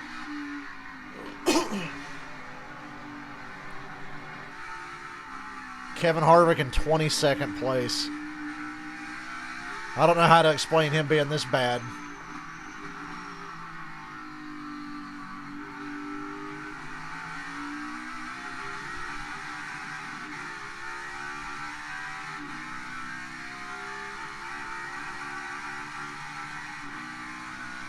Stuart Haas had 2 drivers in the top 2 series win 9 races each last year. Hell of a battle for 10th. Chastain just passed Logano. Here comes Reddick. Chase Elliott out front by 4 seconds over Kyle Busch, Christopher Bell, Kyle Larson, Alex Bowman, the top 5. Under 8 laps to go for Road America. Chastain in front of the shot, just got by Joey Logano. Joey too far into the corner. He's going to miss it just a little bit. It's going to give Reddick an opportunity up here in turn 6. Joey's going to back off there and let Reddick have it. Parker, what you got? Juniors, we saw that onboard shot we rode with Joey Logano there, and you could see his right foot down on the pedals, just easing into that throttle. That has been They won Bristol on dirt, got lucky at Atlanta, won Talladega, but since then, they haven't done anything, haven't even been close. You saw it really visually there when Lord, and that's what he's struggling with now. Not like Stuart Haas bad or anything, they just haven't really been a factor. Truex Jr. as he's closing the gap on Logano. And that speeding penalty back about mid-race.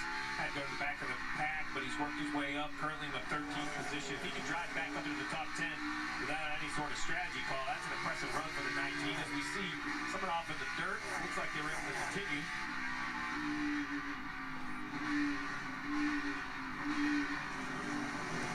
See the foot cam. Oh, the 8's now off the track. Every lap, somebody's going to make a mistake. Joey's driving up through here to turn 14. Pumps the brakes real quick. Got tricks to his inside. He's going to ease that throttle down. He's trying to spin the tires. That's a lift every time to shift. Unfortunately, just had to confirm with my dad that I am working tomorrow. But it's okay. That's a security tap. Yeah, I just know I have brakes. If you tap and nothing's there, you're gonna lift and Truex Logano racing hard for 12th. Struggling to put the power down in that 22 car. Well, for the 8, it's the opposite. He's been struggling to actually stop that 8 car as of late. In the last couple laps, he's come on the radio complaining of big brake fade, and we knew this would be a subject coming into this race. As we get in these waning laps, it's one of those situations for a lot of these drivers and teams. How much have you saved those brakes? How much do you have left inside that car? It's such a question mark often. How have you treated that race car throughout this race? We've seen a couple cars come to pit road, the 6 of Ryan Newman, the 24 William Byron. I think that's just a little bit of a hope for strategy. Catch a yellow. Now you Keep that in mind if there's a yellow. William Byron and Ryan Newman just pitted under green. Oh, yeah. If that were to happen, then Byron would definitely win. He's fast enough. Made one mistake, ruined his race. If he catches a yellow now, he's in good shape. I would think so, Steve. We've seen that before here in the Xfinity Series, and certainly the Cup teams watch the strategies that happen there late in the race. Looking at that blue and red 19 car of Martin Truex Jr. talking to his team earlier today, one of the strengths that they said this guy always has at the road courses is how he takes care of the equipment. You mentioned that earlier, and how this one is good to the end. But all that driving through the field he's done since the penalty on pit road, that has been impressive. Not only does he take care of stuff, he's extremely fast, and Truex is making something out of nothing here today at Road America. Yeah, I'm going to tell you who else is fast. Ross Chastain, since his restarts, picked up 10 spots. There he is right here. He's run Matty D down. He is the only one right now that, he's the second fastest that lap. Still not the pace of Chase Elliott, but he doesn't have the track position that Chase Elliott has either. Ross Chastain, the second fastest that last lap. He has come through the field. And the car that was the fastest was Kurt Busch, and we saw this earlier in the race. These two cars set themselves apart from the field in long-run pace. Whatever Ganassi's doing. Chastain, 9th place. We saw it in Coda. With Chastain had great speed there. I'm going to try to not jinx Chastain when I say this. He's done a good job today. Don't want him to do like he did at Pocono last week. And some spots in front of the 42. I think both can improve. Kurt Busch has Hamlin, Bowman, and Larson in his vision. There you see that is under 6 laps to go from Road America. Chastain is Bowman overcooked it. He spun the 5. Oh.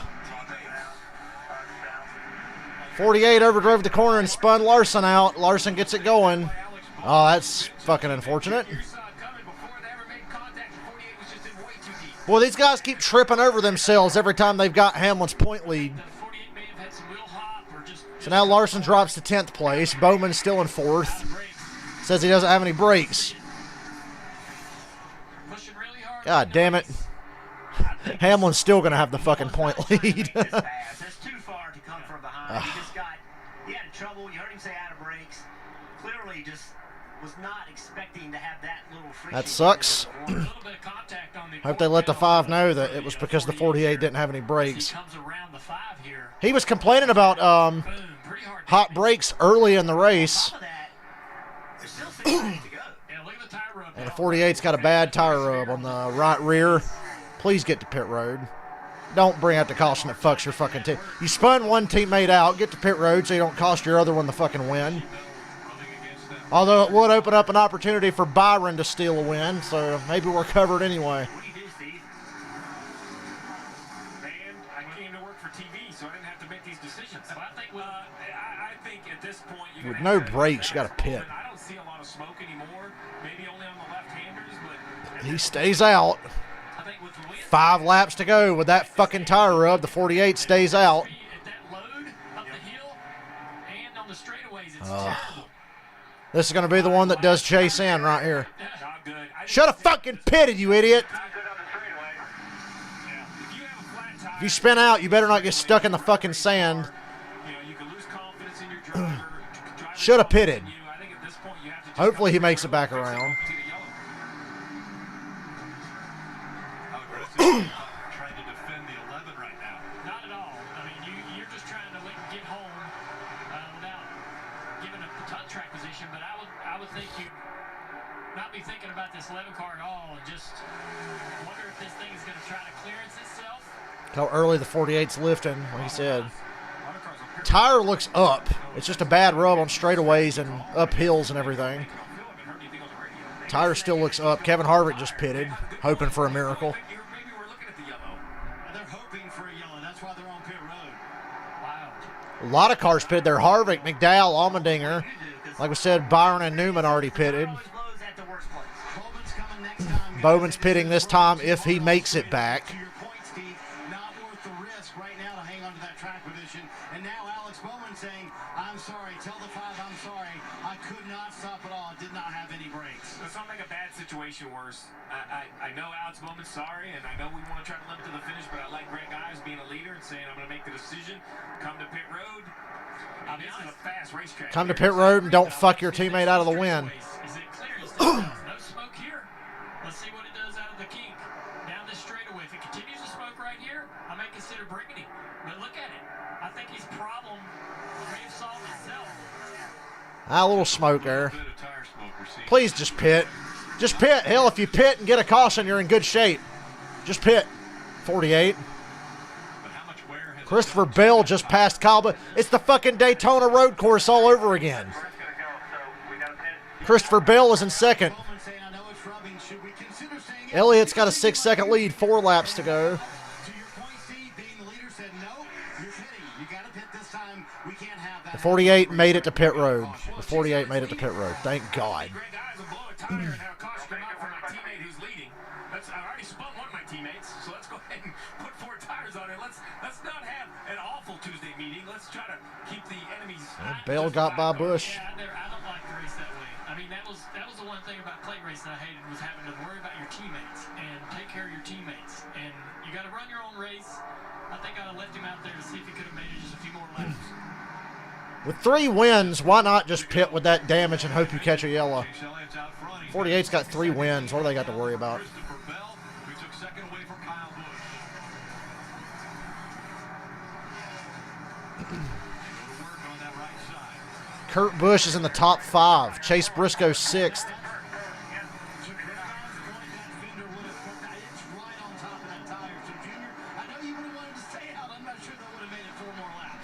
He's not in my fantasy lineup. I'm saying that's just what I would have tried to do. I think if I was the driver,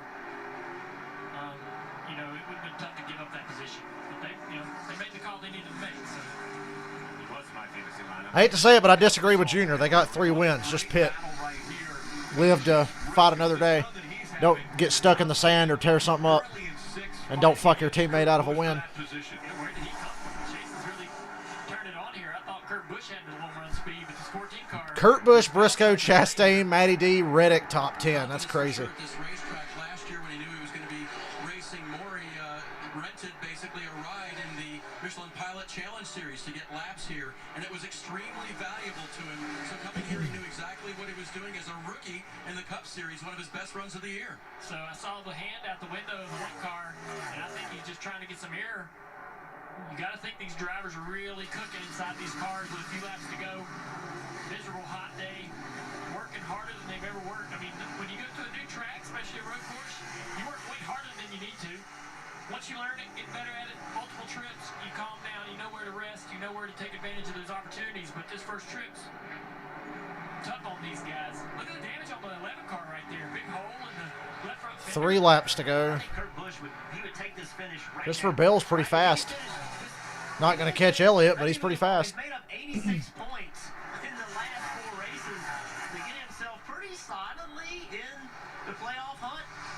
22 points above the cutoff line now. 23 where he's running. I mean, this team a month ago was talking about we have to win.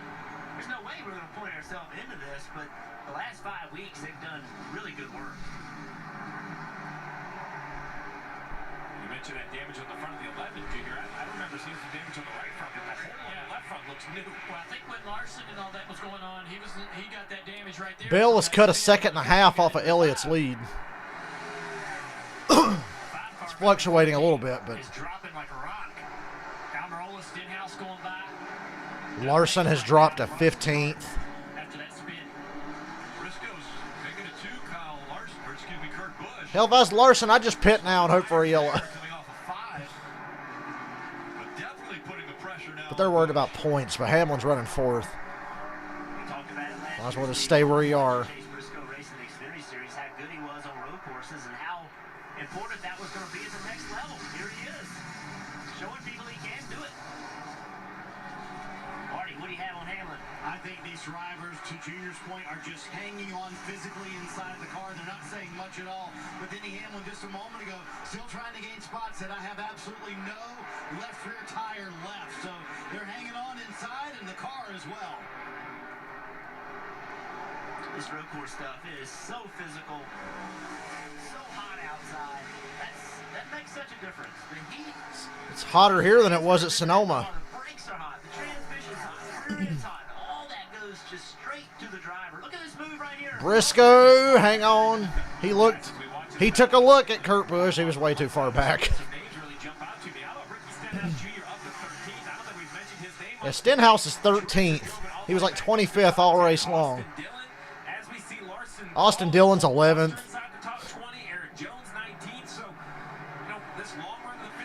2 laps to go. Under 2 laps to go. Just 8 mile. You only get 1 shot. 2 laps. Road course race he's ran. Sounds a bit like my career for most of the first half of the race. We're at the bottom of the hour right now. We'll be here on NBC until the top of the hour, 6 o'clock. Burnout interview, victory celebration, and then NASCAR America post-race. Well, we ain't made it back to the white flag yet, Rick Allen. Here comes the one. Kurt Busch passing Denny Hamlin, 4th place. Here comes Briscoe, looking to get by Hamlin. Don't let him get any more points than he already has. Kyle Busch running 3rd. Kurt Busch 4th. Hamlin 5th. Chase Briscoe 6th. We'll see if Chase tries to be aggressive to take that spot away from Hamlin. Under 2 laps. Oh, wow. Briscoe, look out. He was aggressive. Did that answer your question, Rick Allen? They said, will Briscoe be aggressive? He sure was. He missed. No loss, though. Just Hamlin gets away from him. God.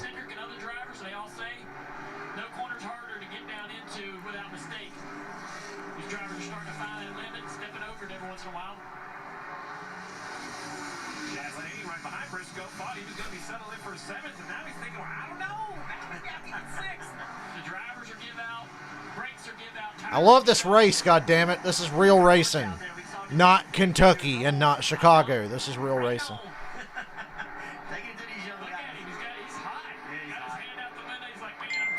He's trying to do anything he can at any moment of the track to get a little air inside there. Even with a couple to go, you really push yourself to the limit. You tax yourself to that last lap. You use everything you have up. It is amazing when you put your hand out the window how much air just comes dumping into the cockpit. Off of 14, coming up the hill to the white flag. My man, Chase Elliott.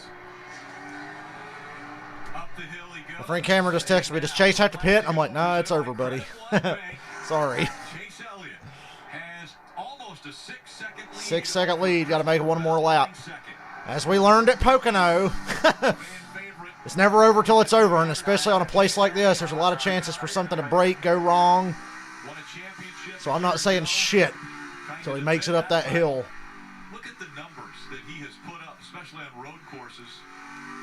Jeff Gordon 9, But we're on the white flag lap. Tony Stewart 8, and Chase Elliott right now at 6, tied with Bobby Allison, Richard Petty, Ricky Rudd, and Rusty Wallace. When I saw the odds come out at the beginning of the week and all the talk, everybody had Chase Elliott. Of course you knew he was going to be the favorite. Been here in a while, doesn't have the experience of other drivers, didn't show up great in the practice lap times, but Dale Jr. called it. He said, give these Cup veterans time on during this race and they will figure a way. Chase started way in the back and he's worked his way all the way to the front. This is going to be an interesting top 10 if it holds the way it is. I like it. I almost thought we were going to get 2 Stewart-Haas cars in the top 10 at one point. Listening to Chase Elliott, the way he works his way around this racetrack. Dave mentioned rhythm. That's what Chase was talking about. He wanted to find that rhythm as he works his way through the carousel for the final time.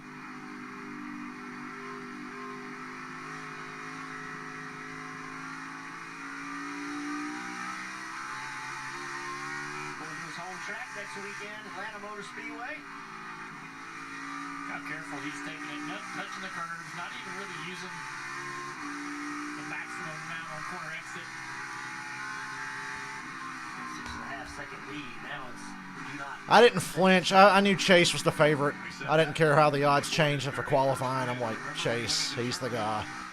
At Watkins Glen, he made a mistake and let the car behind him catch up to him, but I think he's learned his lesson as well as figured out his rhythm here at this He got fucked out of the Daytona road course. I'm still pretty pissed off about that. Turn 14. Up the hill. 6-second lead. The man. King of the road, whatever you want to call him. 13 career wins, 7 of them on road courses. Chase Elliott. 7 of his 13 Cup wins are road courses. Christopher Bell second, Kyle Busch third. Kurt Busch fourth, Denny Hamlin top 5, Chase Briscoe 6th. Chastain and Reddick 7th, 8th, Truex 9th, Matty D top 10. And that was real racing. Fuck Kentucky Speedway. And fuck that guy who said that earlier.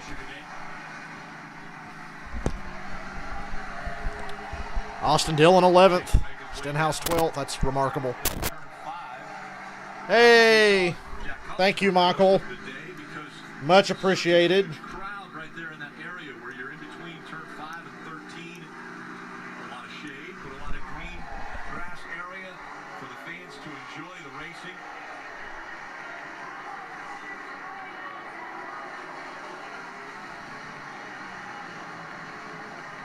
And a reminder, we'll be here till 6 o'clock on NBC, so to the top of the hour, and able to enjoy Chase Elliott's interview, which will happen here shortly. Hendrick Motorsports. Gee, I bet you Chevrolet wins the Manufacturers Championship this year. And yeah, Briscoe, that's amazing. And Chase is going to go right by when we were going to talk to him. Chase Elliott just drove by where he was supposed to stop for his interview. He could turn around and go back. Chase Elliott is protesting retarded interviews before you get to Victory Lane. Go interview him in Victory Lane. Probably hadn't even put much thought into where Victory Lane is at. Just did everything you needed to do right to get to the checkered flag. Victory Lane's on the front stretch at an opening just past the start-finish line, isn't it? But it's great. He's thumbs up, waving to the fans all the way around the racetrack. Well, I think that Road America is a hit. We've had a tradition of going to Daytona for years. This place was worth it. And I can't wait to come back. Fans in this area love the fact that the Cup Series. Road America rules, but Hendrick Motorsports rules more. Get the job done. Great weekend for NASCAR. Thank you for the 10, Michael. Michael, you're trying to make my streaming career profitable, and I appreciate you.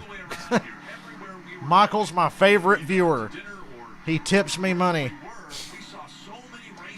Yes, I play favorites. Michael's really high on the list. Number 1. Michael is to my streaming career what road courses are to Chase Elliott's driving career.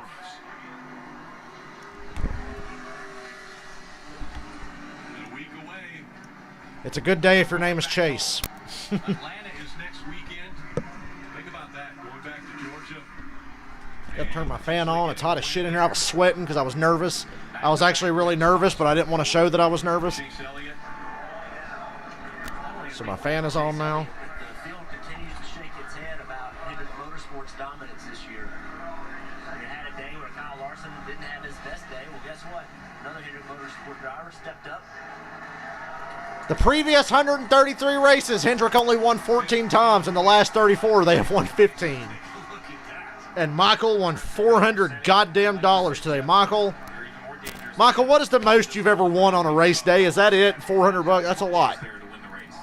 This week, Chase Elliott. So you're trying to outrun that organization. I did like your Chevy bet the best, obviously. Which driver you're trying to outrun? They won half the races this year.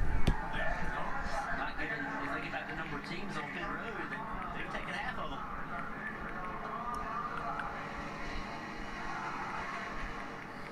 And on top of that, Alex Bowman did not get to finish.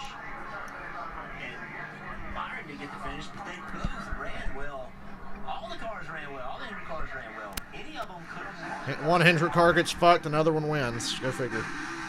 Byron and Larson just played all the wrong strategy today. They wanted the points. They wanted the stage points. I really think that's what hurt Byron. I don't think Larson had what it took over the course of a long run, but Byron was pretty much as good as Elliott. Could have won the race. Ooh, don't crash it. Woo! Chase looped it around and barely kept it off the wall. Doing a burnout on the front stretch. God almighty. And all your prop bets come through. Since 1956, Cup Series was here. Drivers, that matters to drivers. When you come back and do something, you won't be the first. You won't be the first. First Cup race on Daytona Road Course. Chase Elliott wins. First Cup race at Road America. Well, second. First since 56. Chase wins. Can't get out of his damn car. He's wired in there. And he wants to come out and celebrate with the fans in here at the start-finish line and those that are on pit road. Punch the roof. Like all the Hendrick guys do when they win now.